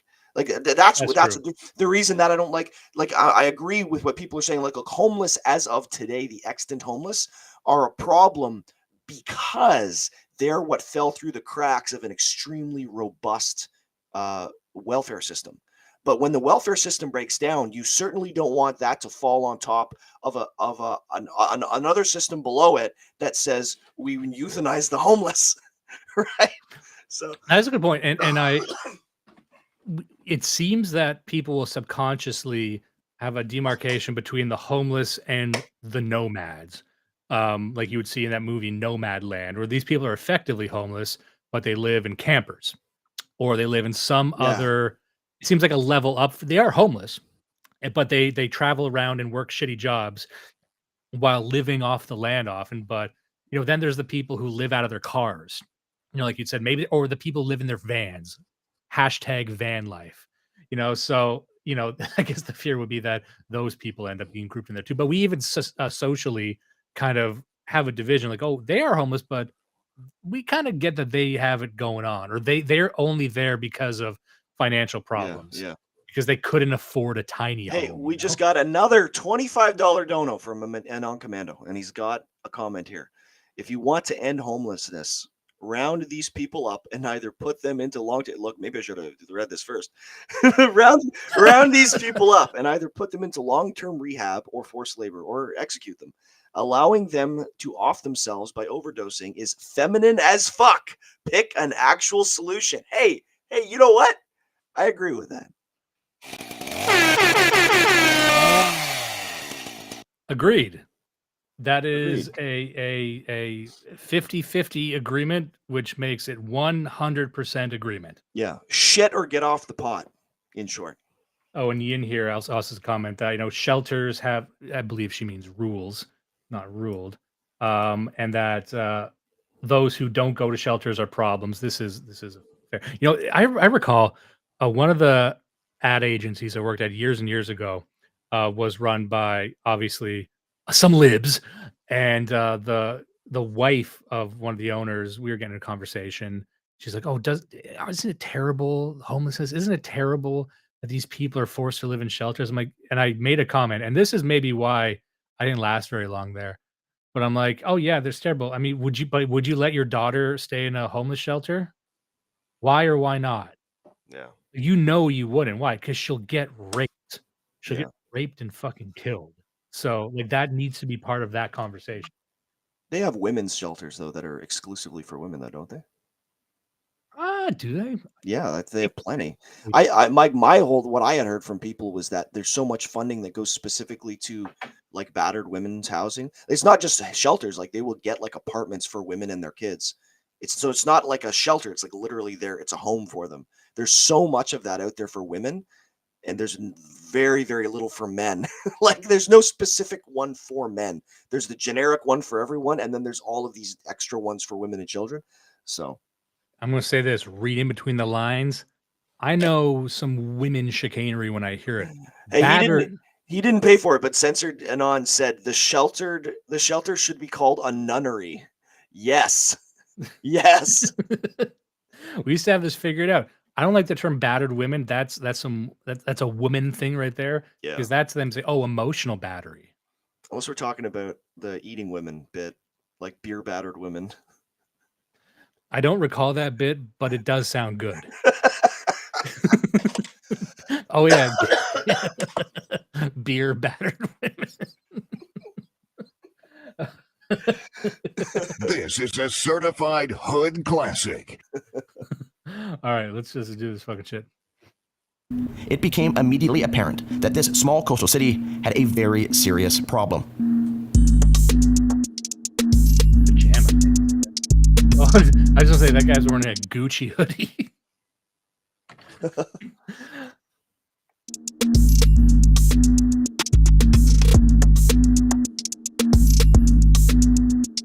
Okay, let me just say this. Okay, so when people imagine a homeless person, they would probably imagine an old schizophrenic, someone who's clearly lost their mind and they fell through the cracks of society. For one reason or another, they were washed into there. That's fine. Or you would imagine, Will Smith in The Pursuit of Happiness. harmless black man studying to, I forget what he was doing, studying to become the world's first black lawyer, whatever it was. But most homeless people I see are these people right here. Now pay close attention to these. For those who are listening in, these are crust punks. These are people, they're young, they're in their 20s and their 30s. They're just young pieces of shit. They're usually not mentally ill. Maybe they're molested, but they're also the people who molest. Like, these are the people who I usually refer to. You'll see a disproportionate amount of these people. They're only here because they've betrayed every single person in their lives. Yep. They've stolen from their mom. They've ripped the fucking copper pipe out of their trailer home. Whatever, they can't go anywhere else. Yeah. These are like this bitch here with like the blue dyed hair. Like she's a whore who will give you AIDS as a joke. Like she lives to victimize. And like a lot of those people you see on the Soft White Underbelly documentary, like if you listen to them, they're awful fucking people. They're like the wretched refuse of society. Like they'd sell a baby. Like I always ask, like, oh, these poor people, would you leave your child with them? Why not? Why would you not leave your child with them? Yeah. What do you think they would do? Yeah. And make them fucking answer that. Okay, continue. How much worse is kind of the drug and addiction from gotten into Nanaimo compared to when you were growing up here? I can't even quantify how bad it's got. Let me just say, 100% cop physiognomy right here. Yeah. This guy cannot be anything other than a cop. He's got to have power. Yeah, look at, I don't know what you call it. Like, I can't imagine this type of guy in any other job. No, I could see him in management. But, I could see him as a judge. You know, this guy's got authority. This guy could be Henry VIII. I could just look at that face and say, having fun tonight? Yeah. Turn that off. He's jingling his keys in his pocket.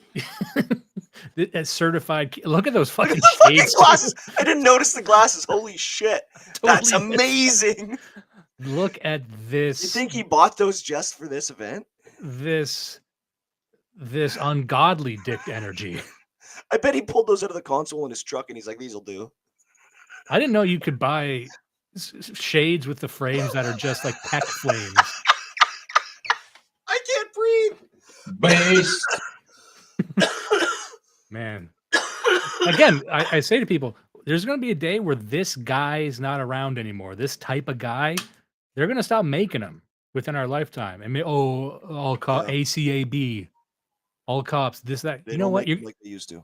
You're going to miss this type of cop when he's gone. That's all I'm going to say. Yeah. It's bad. You know, like I say, I'm born and raised here, and this is the worst I've seen the streets. And this right now, just explain what's happening. You guys do this is a wellness check? Yeah, just a wellness check. So make sure people are okay. You know, do they need to be connected with our island health partners for a wound care? I don't know what he was doing with that plastic bag, but this is like, okay, the cops are going around and they're just checking in on these people. Like, do you need help? Do you need a tenner? Do you need, like, what can I do for you today? Yeah. Again, I don't know. I hear back to like cops in LA in the 70s where it's like, you know, they might just like this woman right here, we're looking at her, fell asleep digging in her purse. I would like just to, you know, I want to figure out how to phrase this. I would like to hear second or third hand that she had gasoline dumped on her. It wasn't lit on fire, but just as like a thing, like, okay, clean up your act. This is a warning. You know what I mean? Yeah. That'd be nice. Looks like she's wearing a Spider-Man hoodie from the looks of it. Okay. Cool. For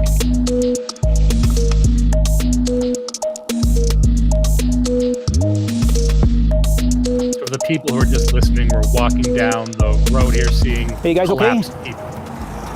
You guys good? Okay, just checking. Nanaimo has eclipsed its highest annual total of overdose deaths in just 10 months. It's a terrifying trend taking place across the country, and it's killing an average of 17 Canadians a day. The powerful opioid fentanyl is the main driver. It's been found in the systems of 85% of people who overdose this year. Drug addiction in Canada is out of control. Crack, crystal meth, fentanyl. These dangerous drugs have ravaged Canadian communities, killing more than 6,000 Canadians just last year, including more than 2,000 from British Columbia alone. An increase of more than 1,000% in just 15 years. But just how addictive are these drugs, and what makes them so addicting? To answer that question, I met with Dr. Nathaniel Day, an addictions medicine specialist and former member of Alberta's Opioid Emergency Response Commission. Opioid addiction is such a terrible affliction. Like if you I'm going to skip this part because there's a lot of interviews with these people. I'm just trying to make it so we're going at a good place here. So this is really the meat of it right here. Let me just get this going here. This is drug decriminalization in BC. We're willing to work with provinces who want to move forward on different steps. We're having good conversations with British Columbia about something they want to do there. But they're specifically calling for decriminalizing drugs. Yes, they are. And we are looking at where to do that. British Columbia is looking at that, talking with that, and we are working with them to see how we can move forward with them in the right way. On January, Let me say, for people who don't spend a lot of time watching Justin Trudeau, it really strikes you how he's a worse public speaker than Joe Biden. Because at least with Joe Biden, you could say, oh, his brain is melting down his skull and into his spine. But like you listen to Trudeau there, like he just misspeaks all the fucking time. He doesn't know what he's saying. Yeah. And anyway, it's strange to hear someone fumble that much as a young man. Sorry. Yeah. January 31st, 2023, the government of BC, granted approval by the federal government, made it legal to possess certain quantities of hard drugs, including crystal meth, heroin, fentanyl, and cocaine, declaring in no uncertain terms that open drug use was now legal on the streets of British Columbia. And the results were immediate and available for all to see. How did that like change on the ground, like that you've seen with your own two eyes? Oh, within the same day, everything changed. The next day, it was tenfold. It was everywhere. People using like crazy. There was a guy in the washroom. I just want to say that last guy, this guy right here. See, how did that like change on the ground, like that you've seen with your own two eyes? Oh, I know people listening can't see it. This is what I imagine our average listener looks like. I don't know what you describe this, but this is like a Canadian look. You know what I mean? Kind of. One arm tattoo here, just I don't know, that face, chin Spacers. strap. Yeah. Yep. Vaguely political shirt. I bet he's got a fuck Trudeau bumper sticker too. Bro, Les Gerard, if you're in the comments, send us a note. You're probably listening to this right now. Within the same day, everything changed. The next day, it was tenfold. It was everywhere. People using like crazy. There was a guy in the washroom shooting up, and they said, "Hey, you can't do this in here." And he said, "It's legal now. We can do whatever we want. So you can't stop." That's a funny story. There's a guy like shooting up in heroin in the bathroom, like, I can do this now. And the guy's like, oh, I guess. It's illegal to do drugs on school property or at the airport. Rest is fair game. And they actually said there's more stricter bylaws about smoking tobacco near my door than there is about drugs. So you can't smoke a cigarette near my door, but you can smoke meth. All the rules are gone now. So it doesn't matter. You can openly smoke crack in front of a store, and someone that tells you got to move on is going to tell you where to go. Is it easier to take it or dissuade someone from drinking alcohol openly in public than using some of these other substances? Well, we can actually do something. When somebody's drinking in public, we can issue a ticket for, I think it's $230 for consuming in public. And where somebody is smoking a small amount of crystal meth or fentanyl, and it's under the 2.5 grams, there's nothing we can do if they're not within those sanctioned areas. Now, I want to ask a question to the chat, to you, to anyone listening. Would it be fair to say that the most persecuted people in society, with this having taken effect, are drunk drivers? Yeah, absolutely. Would somebody just think of the drunk drivers? It's going to be soon that they're the only ones who are going to end up in jail. Okay, we got a comment here from Sunflower Society, just said meth. I agree. And I think this is also him agreeing that drunk drivers are the most persecuted group in society. All right. We know that the police for the last 2 years, pretty much everywhere, have not been charging drug users who had small amounts anyway. If I walk down the street tonight with a beer in my hand, I could be arrested and fined. But if I'm taking crystal meth sitting on the bench in front of everybody's favorite coffee shop, no big deal. It's that kind of approach. And again, as I understand the concept, but I must say, just as a human being and a citizen, it ain't saleable politically. It doesn't make sense. And no one honestly believes it's going to reduce the number of deaths from the toxic drug supply. The only thing that does is empower the drug dealers and empower the gangs. Basically what you're doing is you're giving them the ability to have under the legal limit, and that they just have to do extra runs for the drugs. But if police weren't arresting... That is true. I think people... What you can tell these people are trying to do is they're trying to talk about the criminal element without talking about the criminal element. Like they don't want to talk about specific gangs. Like they want to talk like, oh, this helps support the gangs. Well, which gangs? Who are they? Are you aware of them? Are they are the gangs that are most powerful in Canada even Canadians? They are not, and they don't bring it up in this. But again, like it's already a long show. We can't get into everything, but it is interesting the tack that they take, where it's like, it's legal up to 2.5 grams. It's like, okay, so with weed, it's legal the whole way up, and so now we have like federal regulation on the way that it's produced and sold. We have government dispensaries for weed. But for these hard drugs, it's like you are still criminalizing the act of producing it and selling it, but you're not criminalizing the act of consuming it. And it's like it's as if the consumers themselves are innocent. Like, it takes two to tango. I don't know what else to say. Like, you're part of the fucking system. It drives me mad because, like, if you're angry at the producers, the only reason the producers are producing is because you have a market in your city for this drug, and you just ballooned the market 100-fold by making this new law. So, like, you're literally handing millions of government dollars to Chinese drug producers and triads. I can't understand. Look, I know they know that. They must know that. Well, then this is what I was talking about earlier. Like, if you're a Canadian, you have this niggling little thing in your mind that says everything's a scam, and you have to wonder, like, is Chinese money involved in this somehow? Like, it can't not be. Like, there's too many things that are being ignored. And when we talked about, the CCP operating through the triads and owning all these casinos on the West Coast, specifically in Vancouver, to launder money, with everyone's in on the take, the government's aware of it, nothing's being done. You're like, okay, then this is being permitted at various levels of society, and everyone's aware of it. It's just a thing that goes on. So you're like, okay, there's various strata of grift going on here. But I once it's accepted like that, I feel like, well, nothing really matters, and this isn't a real country at that point. Yeah, for sure. All they're capable of is thinking about how they get their next fix. The brain gets hijacked by the addiction. Harm reduction is like throwing in a life preserver, but leaving them in the river. Over the past 20 years, drug prevention programs in British Columbia have been scaled back dramatically and replaced with what's known as harm reduction, ranging from the provision of naloxone kits to students as young as 15, to the distribution, in at least one case, of safer snorting kits at a high school on Vancouver. Okay, I just want to pause here so people can see this. Here's Aaron Gunn's tweet. I'm just going to read it out here. When I was in high school, we heard from powerful guest speakers on why doing hard drugs had very serious consequences. Today in British Columbia, they're handing out safer snorting kits to children as young as 15. Now, ages aside, I'm sure this is being handed out.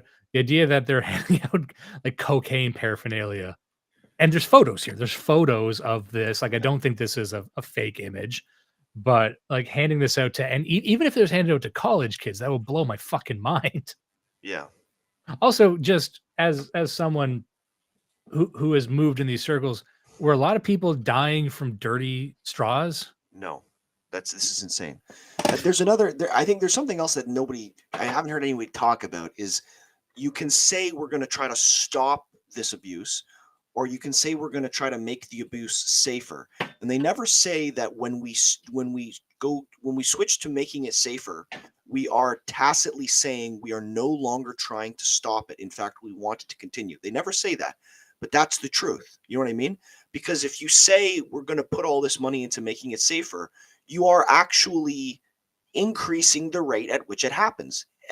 We know this. You know what I mean? Like, it's obvious logically that works, but we've now seen it in every city where this has been tried, that it increases the rate of drug use. Yeah.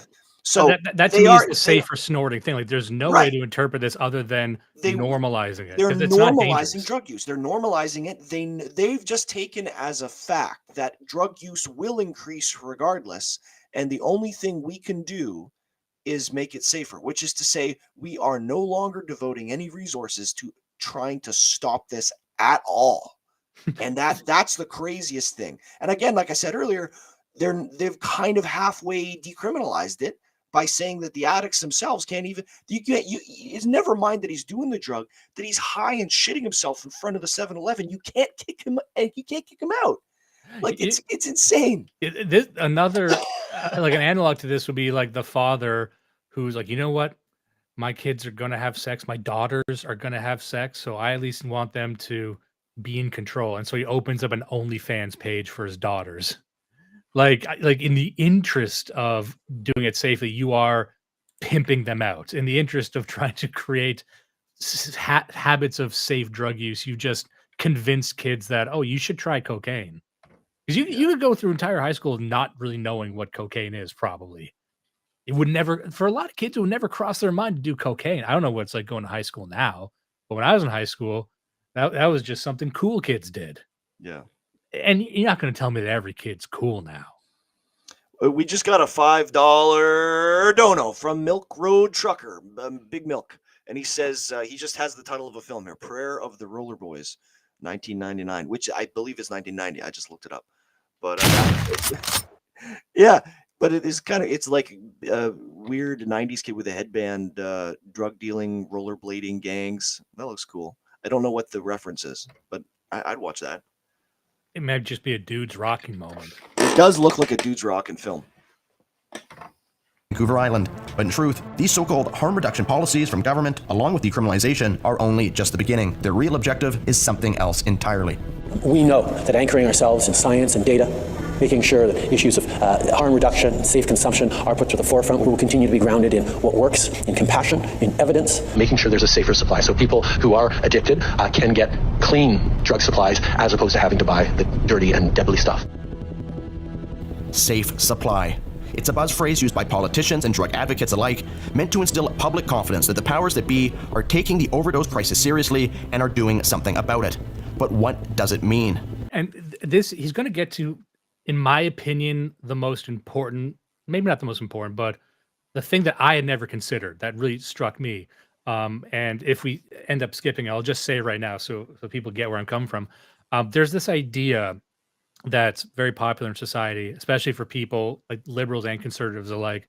That people are overdosing just because of bad drugs and not just because of the volume of the drugs they're doing. Yeah.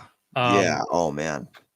And this is, a lot of the times, especially with really hard drugs, it's just you get greedy with it. You overdose because you think you can handle it and you can't.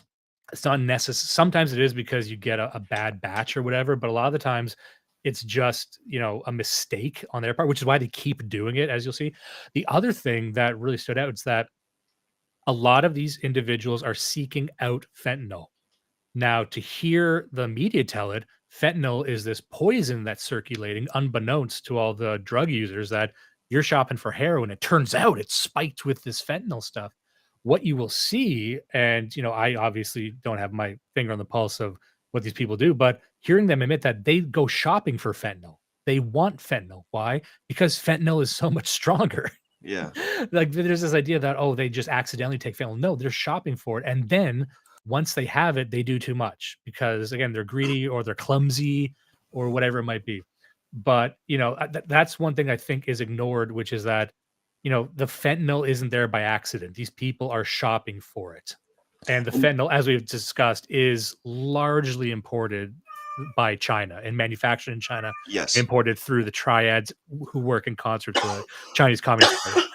And that's all part of the narrative spin to make them look more like victims so that you'll be okay with all of the decriminalization, right? Because it's harder to feel sorry for these people when you realize that this person knew that this was cut with fent or it was fent.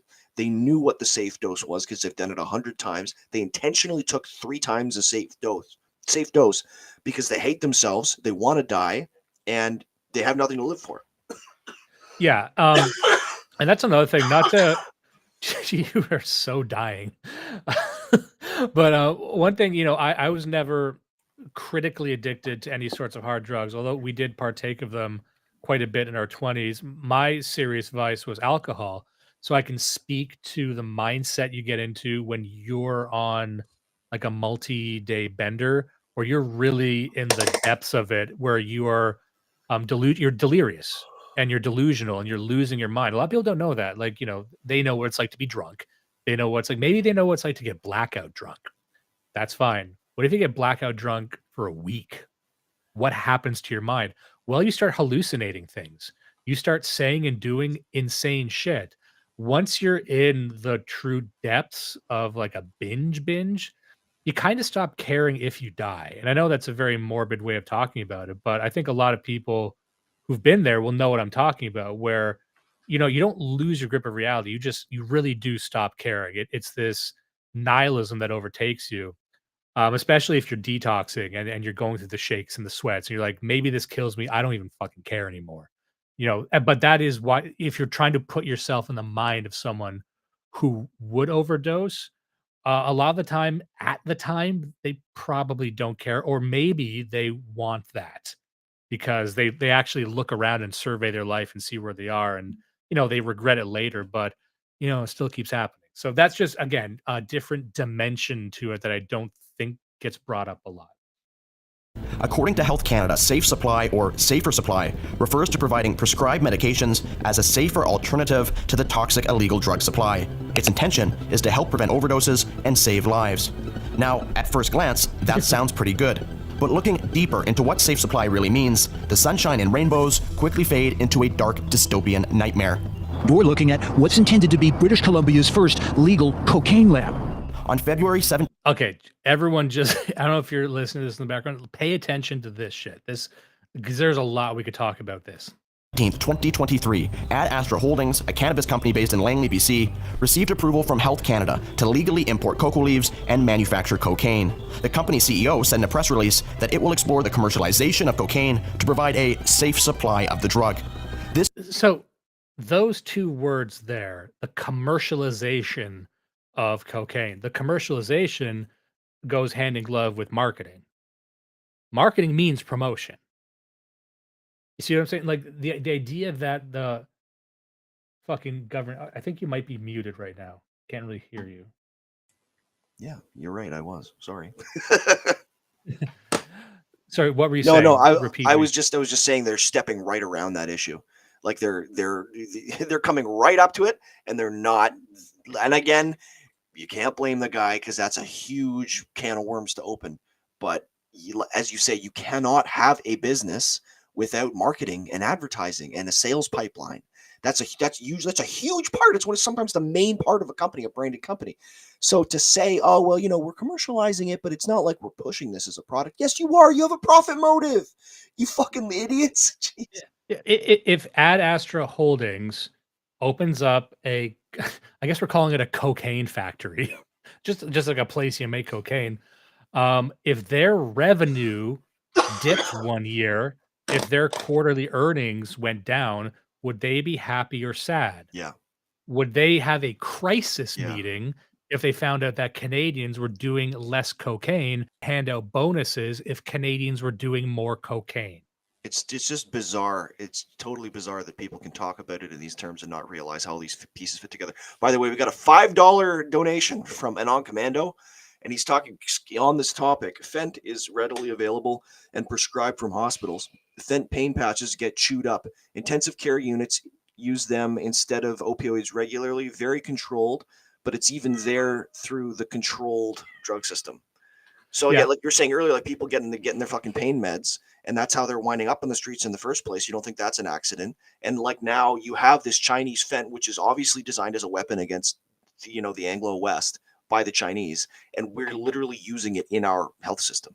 Yeah, let me just mention this before I forget, and we're going to cover this on the show in a few episodes. We have a few books to get to in the meantime, but one of them that I'm just finishing them now is a collection of essays on the ethics on neurobiology and neuroweapons. It's written very matter-of-factly. It's written in a way that's supposed to be read by military personnel and the intelligence apparatus, by saying, what is the future of leveraging neurotechnology, increasing the cognitive capacities of people through surgery or drugs? Conversely, how can we also turn these into weapons? In essence, how can you release drugs? How can you release like non-lethal biological agents that could neutralize a population? And I'll get into this in the future, but one of the essays is talking about basically this. It's like, well, if you're trying to conduct, maybe we call this sixth generational warfare because you're not even firing weapons. You're just trying to neutralize a populace. If you accept that an entire population be active militants, especially if it's an information war. So again, we're talking about an evolution of warfare that's so far removed from soldiers' boots on the ground. But you're like, well, what if we found a way to like they're talking matter of factly about releasing aerosol MDMA into like the fucking the Haji stronghold, whatever it is. Like, what if we could make the terrorists want to like sit down and talk about their favorite songs and shit, Yeah. and say gay shit for 6 hours? No, but that at the highest levels of government, they're talking about this. And the CIA is talking about, because in their minds, like, well, how can we win a war without firing a shot? Can we introduce fentanyl into the water supply? And we'll sort it out later. And within the book, they admit that, there's almost no realistic way to do this where we don't get collateral damage, where we're not getting the civilians. But you know what?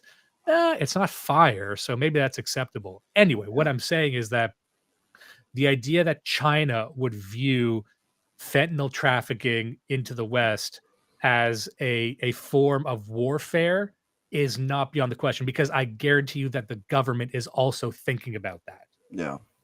And I think Canada could also just be seen as a testing ground, because you can apparently get away with anything in Canada. We always come back to this thing where if you remove the railing of, oh, they wouldn't do that, they're not bad people, then you have to say, well, if anybody would do anything and they can do it, then you really just have to prove to us why they won't. And you can't. The Chinese are crazy. Our own government is crazy. The only thing stopping them from doing it is whether or not they think you'll find out about it or there would be repercussions. So, yeah. Oh, the comment here. By the way, a non-commando, I apologize. I have access to the YouTube comments. I don't have access to Odyssey comments. Those don't get piped in here, unfortunately. So that means if he reads your comment or your super chat, it won't show up on screen. We're going to see if we can fix that. I'll try and get a hold of Josh Moon and figure out how the fuck he did it. But Yin here says, on a positive note, this is keeping foreigners away. That's actually something I've noticed recently. I haven't parsed through what that means, but there's articles that have been published saying that Canada is losing a lot of its foreigners. They're fine. And we've seen articles over the year, like a lot of these Indians come here and it's like, wow, it's really cold and expensive, and they leave. Now, on one hand, you're like, good. But on the other hand, I'm like, wow, so this is no longer attractive to third worlders. I don't know how to feel about that. Like the idea of Canada just not being desirable anymore, at least. I'm like, I guess that's good. It doesn't bother me, to be honest. I'm happy with it just give us a good hard reset. You separate the wheat from the chaff, and then we can rebuild it in our own image. Yeah, and also I would say to that, the immigrants shake out in different groups too. Like a lot of the Indian immigrants would say that. A lot of the Chinese immigrants wouldn't say that.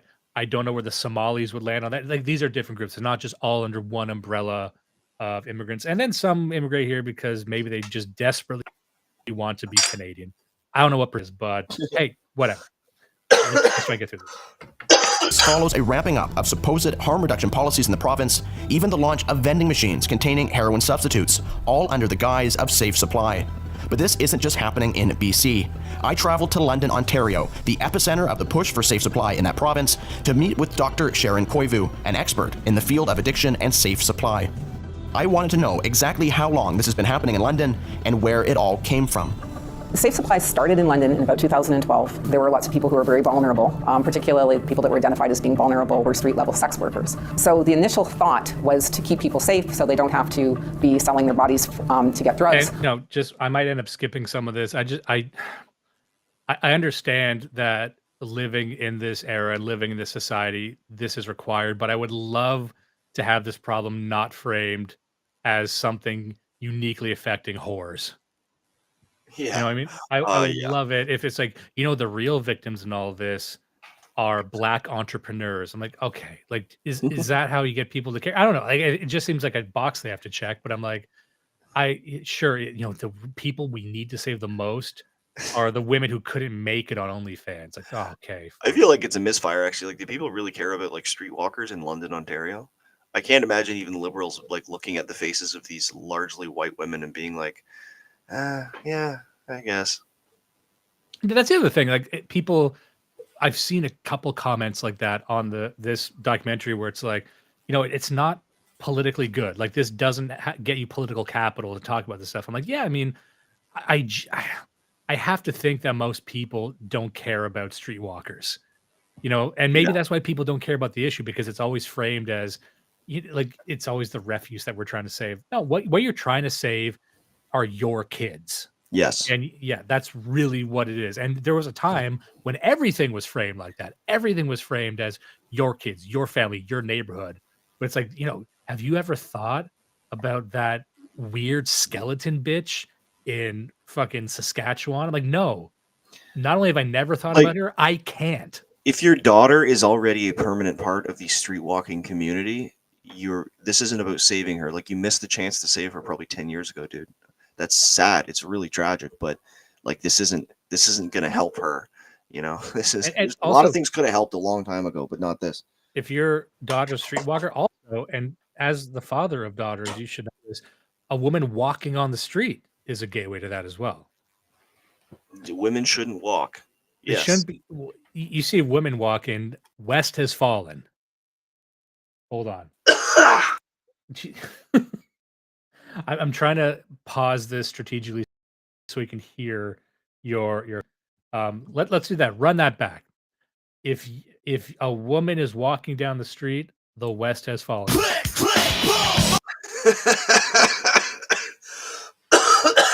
Yes.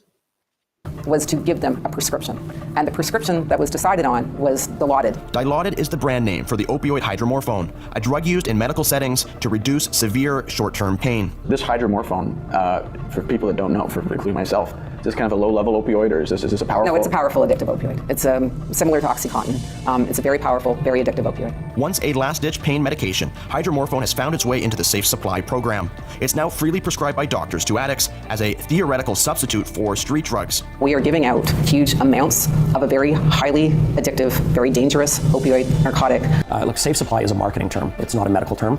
It's a term that was made in a boardroom with communications experts and advocates, and it's made to communicate to people the feeling of safety. It's not safe. You're referring to that as though it was safe, and it's not safe. I don't just skip ahead here. There's one part where we're going to get to the end here, and it's just the summary and the conclusion of this whole thing about a model that they maybe I want to spend.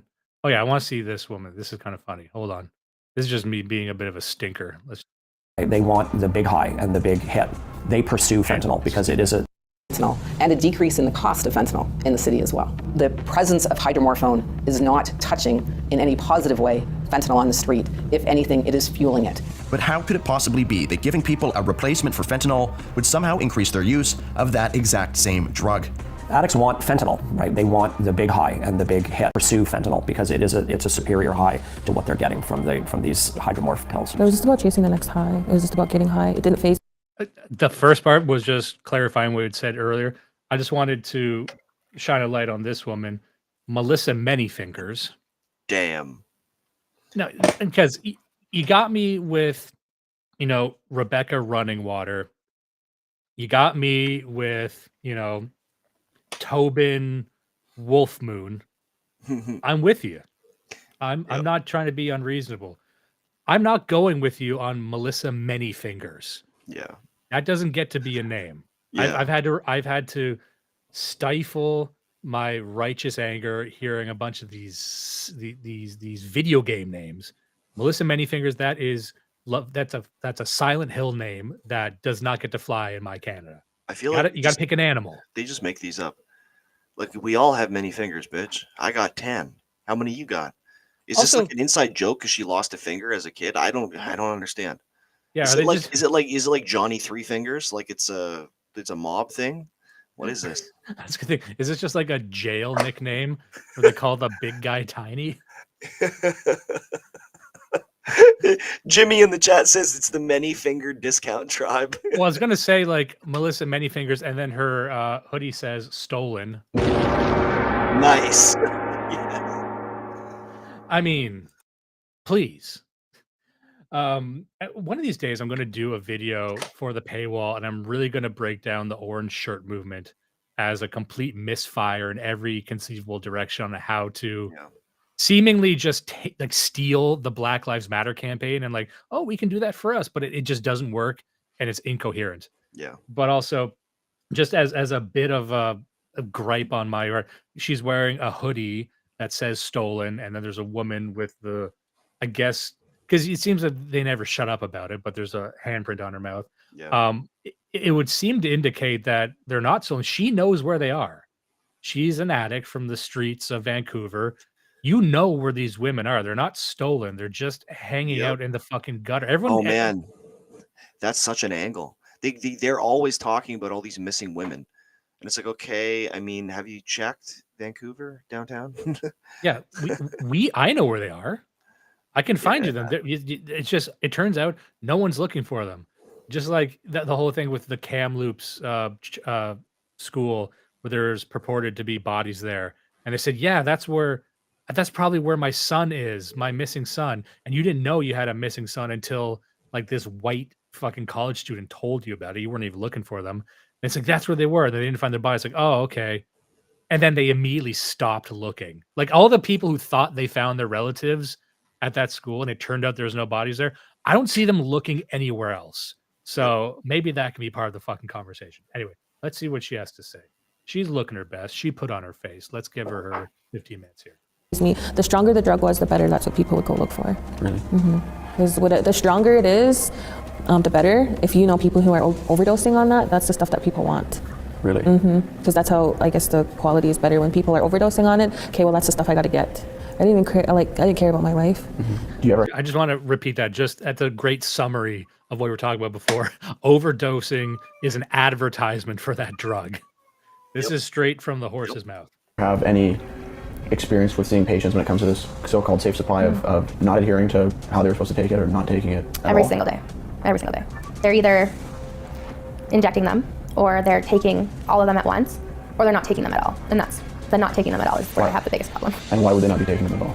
To sell them, to make money. And so they'll take their daily supply bottle that they get and they'll sell it on the sidewalk and they'll use the money to buy fentanyl. Right now, for example, I am seeing a patient who is prescribed 40 tablets of D8s that are allotted 8 milligrams every day. We have her on 9 in a day. That means she is likely selling 31 of the 40 pills that she is prescribed. What many Canadians might Just fine. Like, how does that happen? Yeah. So you need 9. Somehow you got prescribed 30, and then you're just openly selling them. I'm like, where along that chain of events?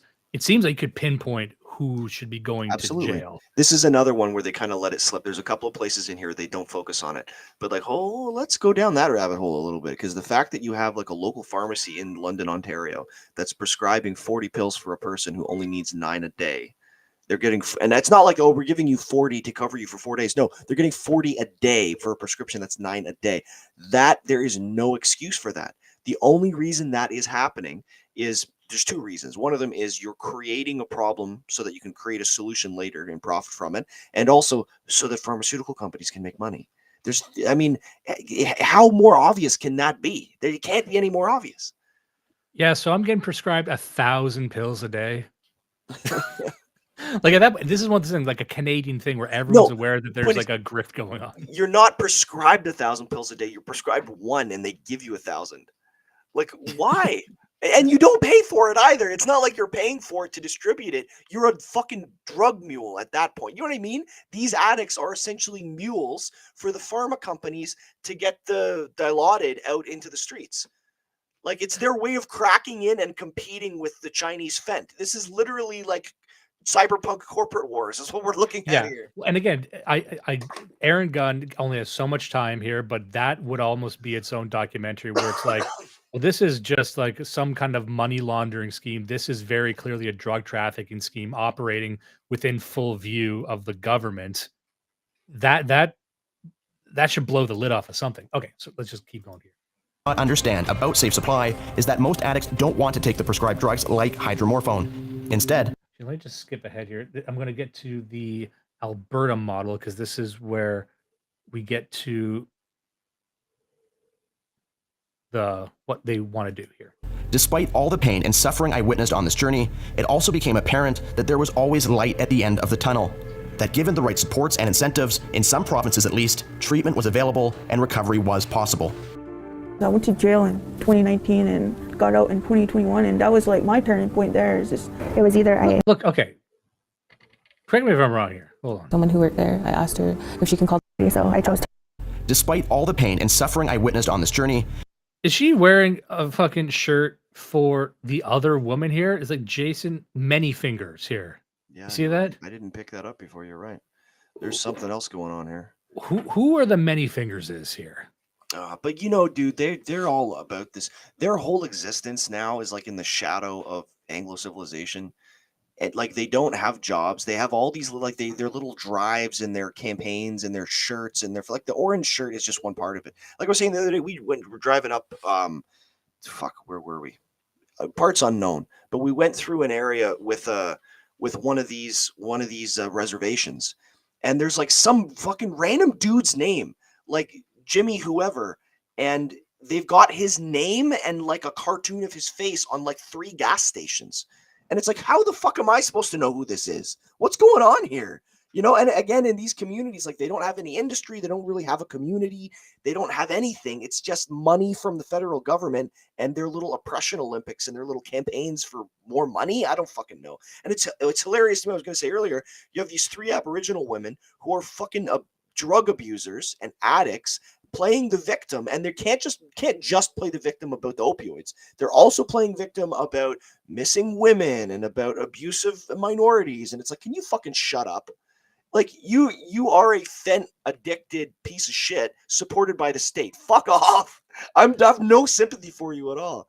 God. Yeah, and I want to know.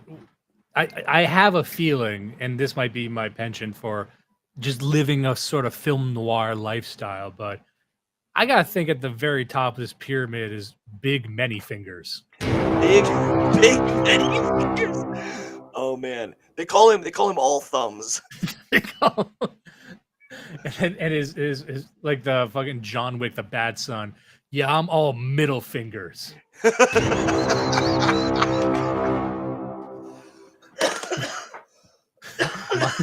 my son, all middle finger. Yeah. He brings great shame. All right, let's keep going. It also became apparent that there was always light at the end of the tunnel. That given the right supports and incentives, in some provinces at least, treatment was available and recovery was possible. I went to jail in 2019 and got out in 2021, and that was like my turning point there. It was either I go to jail or I go to detox because I had drugs on school property, so I chose to go to the detox center. I actually reached out for help one day. I knew someone who worked there. I asked her if she can call the detox for me, but I did end up going to detox that very same day. These women were fortunate enough to have access to treatment and detox through Alberta's recovery-oriented system of care, a treatment-centric approach to combating drug addiction that has been introduced and greatly expanded over the past 4 years, and that stands in stark contrast with the strategy of other provinces of simply handing out free drugs. It is now known around the world as the Alberta model. What is the Alberta model? Well, the Alberta model is a model based, deeply on the belief that government's prime duty is to help its citizens restore themselves, restore their self-agency. And the model really is about eliminating barriers to access to care, improving the quality of care that is there, and utilizing, everything in our arsenal based on high quality evidence. And that evidence is, by and large, Just the article here for people who are listening, Alberta to invest $275 million in addictions and mental health. Advocates want outcomes data for recovery models. So this would, on one hand, I see that this stands in sharp contrast to what this documentary is about, which is that, just let people do drugs and drugs are fine. And we just need to control how they get their drugs. So this at least admits that drugs are a problem. Yeah. I don't love this though. I don't love the model of just creating a more, but I'm at a loss for what could be done though. You know what I mean? Like we got two opposite poles. How many black booted thugs could you hire for $275 million to hunt down every single guy with a bag full of fent in this country and savagely murder them like a cartel and hang their bodies over the 401? Can you imagine? And I'm not saying I'm going to do that. I'm saying the government should do that. We should make that the law. Can you imagine how quickly the drug problem would disappear if we treated them like even the way we treated them not even 80 years ago? You find these people, you shame them, you fucking ruin them. Why not? Why not? If it's such a problem, if you're willing to spend $275 million of my personal money, right? Also, I'm suspicious of any solution that highlights mental health. Over the past few years, I've become deeply, deeply suspicious of that word, how it's utilized. Yeah, it's very, very vague. and you'll see kind of what their plan is. Hold on. Around the world, our model borrows bits and pieces from jurisdictions around the world like Portugal, Switzerland, Massachusetts. Always a good sign when your model borrows from Portugal and Switzerland and Massachusetts. And a lot of Alberta ingenuity, quite frankly, that has gone into it. Like the Alberta model, the Portuguese system is famous around the world, but sometimes for the wrong reasons. Drug advocates in Canada often cite the fact that Portugal has decriminalized drugs, while ignoring the more nuanced measures Portugal has taken to combat its addictions crisis. A constant source of frustration for Stanford professor and expert in addiction, Dr. Keith Humphreys. They also added something which people don't seem to know about in North America, which is dissuasion commissions. So it's not that if you use drugs in Portugal, no one says anything about it. Police can still grab you. They take you to a commission. It's not there to hurt you, but they do assess your case, and they may say, okay, you don't seem to have a problem. But if they think you do, they will say you need to go to this treatment program, and they can put pressure on you, and they can do some fines. They would not throw you in jail, but it's a very clear message from the authorities that what you're doing is not okay, and we want you to change. Well, see, again, like maybe I'm being too harsh. I don't really know what I'm trying to get at here, but it all just seems very labyrinthine and bureaucratic. Yeah, it's like, okay, if we catch you, we'll take you to this commission. Who's in the commission? That seems ill-defined. And then they can just do some things that we could find you, or we can make you go here. It's like this all just seems like it's rife for corruption. If we were in some golden age where we all had the extra cash to create one of these labyrinthine systems and just kind of wait and see and pour money on it and see how it turned out, that'd be fine. But we're not. We're fucking broke. We're in a recession. It's only going to get worse, and then it's going to get even worse. So, I mean, we need solutions that work now, and we need to stop caring about people's feelings or even harm. We need, you know what I mean? Like, even though we're talking earlier about like, oh, well, it prevents death. We don't care about the death. A lot of us are happy if they die.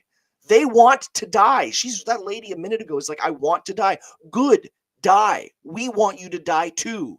What we want is our children to be safe, and we don't want our healthcare system to be taxing us so much and then using it to buy drugs for you. We're fucking poor out here. Yeah. So one of the earliest comments that we highlighted on this stream, I think it might have come from Censored Anon. He had said he had a friend who was an EMT, a paramedic, and who left the job because his entire day-to-day life was just administering Narcan to junkies. And if people want a great visceral example of this, the great film Bringing Out the Dead starring Nicolas Cage, directed by Martin Scorsese. Can't recommend it enough. One of his better films, but it's about an insomniac, Nicolas Cage at his most unhinged. And that's his job. Most of his job it's like being just a janitor in the streets, dealing with psychopaths, dealing with people who overdose. Like that's his job. And he desperately wants to save a life. And the only lives he's saving are people who took too much ecstasy, and that's your life. And then what is the impact of for the people who want to save people, the only people you get to save are the ones who somewhere deep inside you wish would just die, or maybe you drive a bit slower next time. If you know who it is, that has a cascading effect everywhere in society, I think. And Uncle Man is another $5. He says, violence, force, work camps, detention that isn't comfortable, unicorns, butterflies. He doesn't say anything actionable or criminal. But yeah, I agree. I agree with his comment. Is it novel in the North American sense? Is it borrowing from what's been happening in Portugal, or what's your sense of what they're trying to do in Alberta? It's a bit like one of those impressionist paintings. You have to back up long enough to see the whole thing. So first off, it is in fact a system. It's a recovery-oriented system of care. So instead of it being sort of the stepchild of the policy world where nobody wants to think about addiction, we'll build a few treatment agencies and that's all we're going to do. It's linked together: prevention, early intervention, harm reduction, treatment, and recovery, and across different sectors. So it's not just health. It's social welfare, it's education, it's criminal justice. And that's where, again, you lose me. It's education, it's social justice. It's like these are very, very ill-defined things, because that's also what you're supposed to get in jail too. You get education, you get social justice, you get what I mean? Like it's like these people, what they really need? What they really need is a degree. What they need is, and okay, what type of degree are they going to get? Well, it's going to be social work. It's going to be learning about how nothing was their fault. Like none of these people are getting into STEM. Yeah. None of these people, and I think it's coming up. This is like civilizational hobbyism or tourism, like I was saying a minute ago. This all is really neat if we were in a golden age, in a Maslow window, and we have all of this extra money, but we don't. We desperately need funding in other programs. The best possible solution right now is to just shunt these people out of their society at the point of a gun and say, "You are not our problem. We're not dealing with you. If you come back, you're not what happens." You know what was a pretty good idea that I think was given an unfair treatment in cinema was Escape from New York. Oh man, I almost watched that last night because it was on Tubi. I love that movie. Snake Plissken. I watched it for the first time the other day. Never seen it. Right. So good. So good. And my wife, it's like, oh, this is like a movie you would write. I'm like, I know. Like you can. Like John Carpenter was the master of writing movies that just sound cool to guys. Yeah. It's like who's Snake Plissken? Look, he's got a fucking eye patch. He's a guy with an eye patch. It's all you fucking need. And then he just sneers at people like, Snake, you're gonna save the president? Yeah, not my president. Yeah. Hey, president of what? Blowing it out your ass. Just like random ass shit, And you could get it. And John Carpenter did so many good movies like that. Yeah, that's And, right. what I'm saying is, I think if we had a Escape from New York situation, like as long as you don't have the president go, and this was in an era where if the president went down there, people would care. If the president goes down in fucking New York City now and dies, like fucking everyone's celebrating. Okay, here's what I wanted to get to. Facilities spread out across the province. In Red Deer, the first such facility is almost ready to open. A brand new building I was given a chance to tour with Marshall Smith. Aaron, this is the first of 10 large recovery communities that we're building here in Alberta. These are different than the sort of normal treatment centers, which are short-term 28-day programs. These facilities are large, high-capacity facilities where clients can come and stay for up to a year at a time. It's individualized care with full medical services. In the one in Rensselaer, it's 75 beds, 50 on the male side, 25 on the female side. It's separated, they've got separate kitchens. And people are going to be put through the work. They're going to do the therapy in the morning and chores in the afternoon, or vice versa. And they're going to have to learn how to cook, learn how to take care of themselves, learn how to take care of the facility, learn how to do some community gardening. Maybe we'll end up seeing some kind of farmer's market there. And we'll be... I just wanted to stop there because, again, this is a very feminine way of approaching it. Because like just even her not even sure what the fuck she's talking about. Like, yeah, we might have a farmer's market. Like having a farmer's market is very much this type of woman would think like, yeah, you know what they need? They need to sell corn.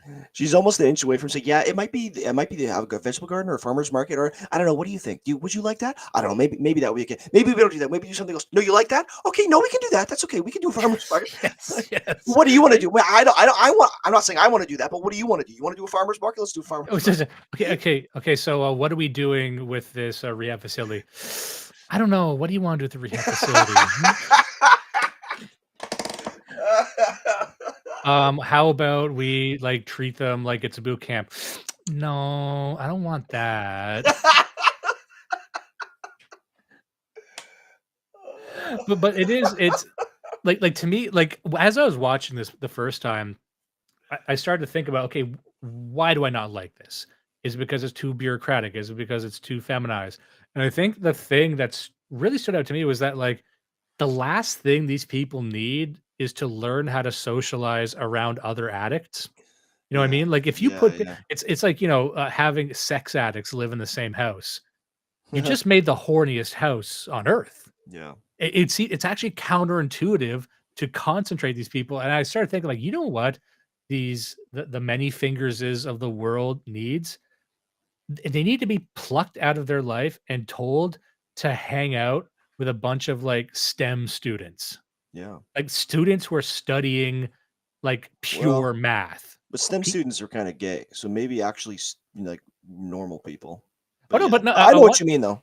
I want them like high capacity people who are driven, who have goals and everything. So you're put there, so you're alien and you feel guilty. You feel weird. They're like, oh, so you snort crack? Oh, that's fucking weird. But you're introduced to a lifestyle that is so diametrically opposed to your own, you are confronted with that shame every day. And these people, it's kind of like it's an adoption agency. Like these people would need to want the people to hang out with them. Of course, I'm not trying to give the exact granular details, but like what these people need is to spend time with a bunch of like engineers or guys on a job site who think this is them. They think they're pathetic. Yeah.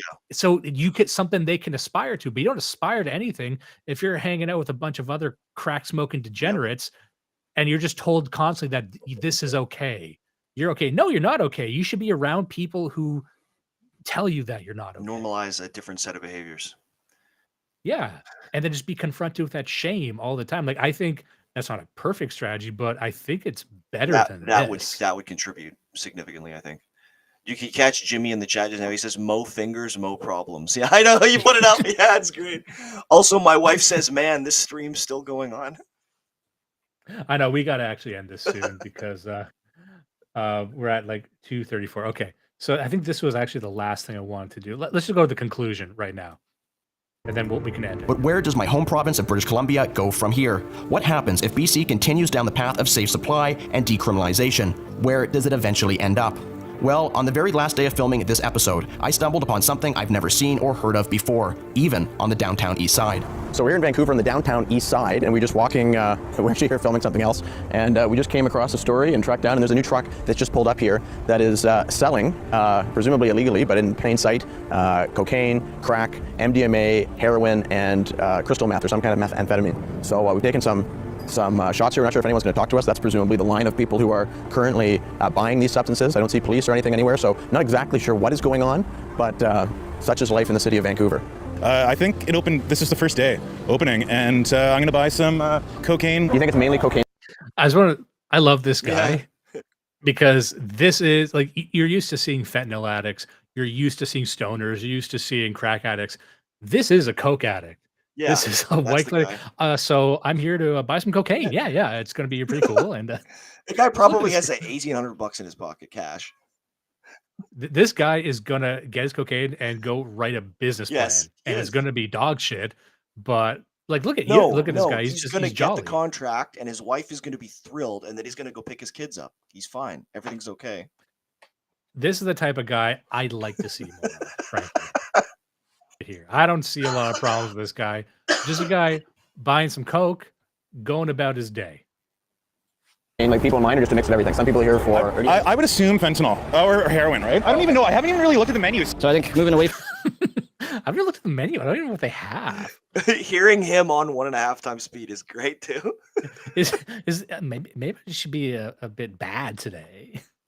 Let me just look at the menu here. MDMA. I don't know heroin. I assume that's a good price for heroin. 1.5. Someone let me know if this is a good price for crack. 100% fentanyl free, and I bet like if you ask them for fentanyl, they'll have some though. $90 a gram for coke. That hasn't moved that much in 15 years. Yeah, coke seems to stay the same. I think they just fuck with the purity. Yeah. All right. From fentanyl, it's the best thing. Of course, once you start doing heroin, fentanyl's the only thing that works for you, right? So that's why these people are, zombied out on fentanyl, on the streets doing crime, robbing people, or breaking into businesses to support your habit. If you're a detriment to the community, of course it's a difference. As we were These types of guys love puffer jackets with the hood on. I don't know what that is. about to leave, 3 men approached me and said they had just seen Vancouver. Buddy in the Thunder Pussy shirt, looking like he's about to tell you the best story you've ever heard. Is dying, the prequel to this film. You just watched the video, yeah. Just like 25 minutes ago. This is like a crazy, like double coincidence. Where I was homeless for 5.5 years. Much like that guy who's now in politics in... Marshall Smith, yeah. Yeah, just a lot like him. Yeah. Right, we put a lot of effort into keeping this one area very clean. And then we have this one on right here. Yeah. A block down the road, we have a recovery house, treatment center, and it's right here. Is it kind of, weird to you that there's like a block away from addictions clinic, they're just openly selling the same drug? How does that make you feel? You just walk in it? It's kind of insulting, especially for people who are just trying to get in. And Again, look at those eyes. That's the eyes of a guy who has recited that taxi driver speech about a real rain coming and washing it all away. That's a guy I just know that look in the eyes. Like he's just like, you know what, someone should do something. The guy's one. No. She's supported by Big Coke. All right, this is basically the rest of the documentary. That's all I wanted to talk about today. It's good. Anybody this is on YouTube, like it's free. Everybody should go watch it. This Aaron Gunn, I was not sold on Aaron Gunn initially because I think he kind of just comes off as a little bit goofy to me. But I think it's because it's a mainstream thing. He's got to be saleable to everyone, right? Oh, yeah. And I've watched like 3 of these now. They're fucking great. These are really, really good documentaries. So Yeah. and they're riding that exact line I think you would want to pull centrist, even center-left people over to a reasonable right-wing position, enough to swing elections. Like it's brilliant stuff. It's really good. This gives people enough to go on, enough threads to pull, enough, there's some things that he can't talk about. I wouldn't expect him to. There's some things that would be cool if he did, but I understand why you need to keep the flow for time. Like, it's already an hour 22. Most people aren't going to watch a 2.5 hour fucking documentary. And this could be in a series because this is the sequel to a Vancouver one. But there's a lot you could say on this. And I think Aaron Gunn producing something like this is something I'd like to see more of it. I'd like to see more from him. I'd like to see more things like this. I think the more you go down these rabbit holes, the more dangerous it's going to get once you start looking into the flow where the drugs are flowing from. Like, you're going to end up talking about China.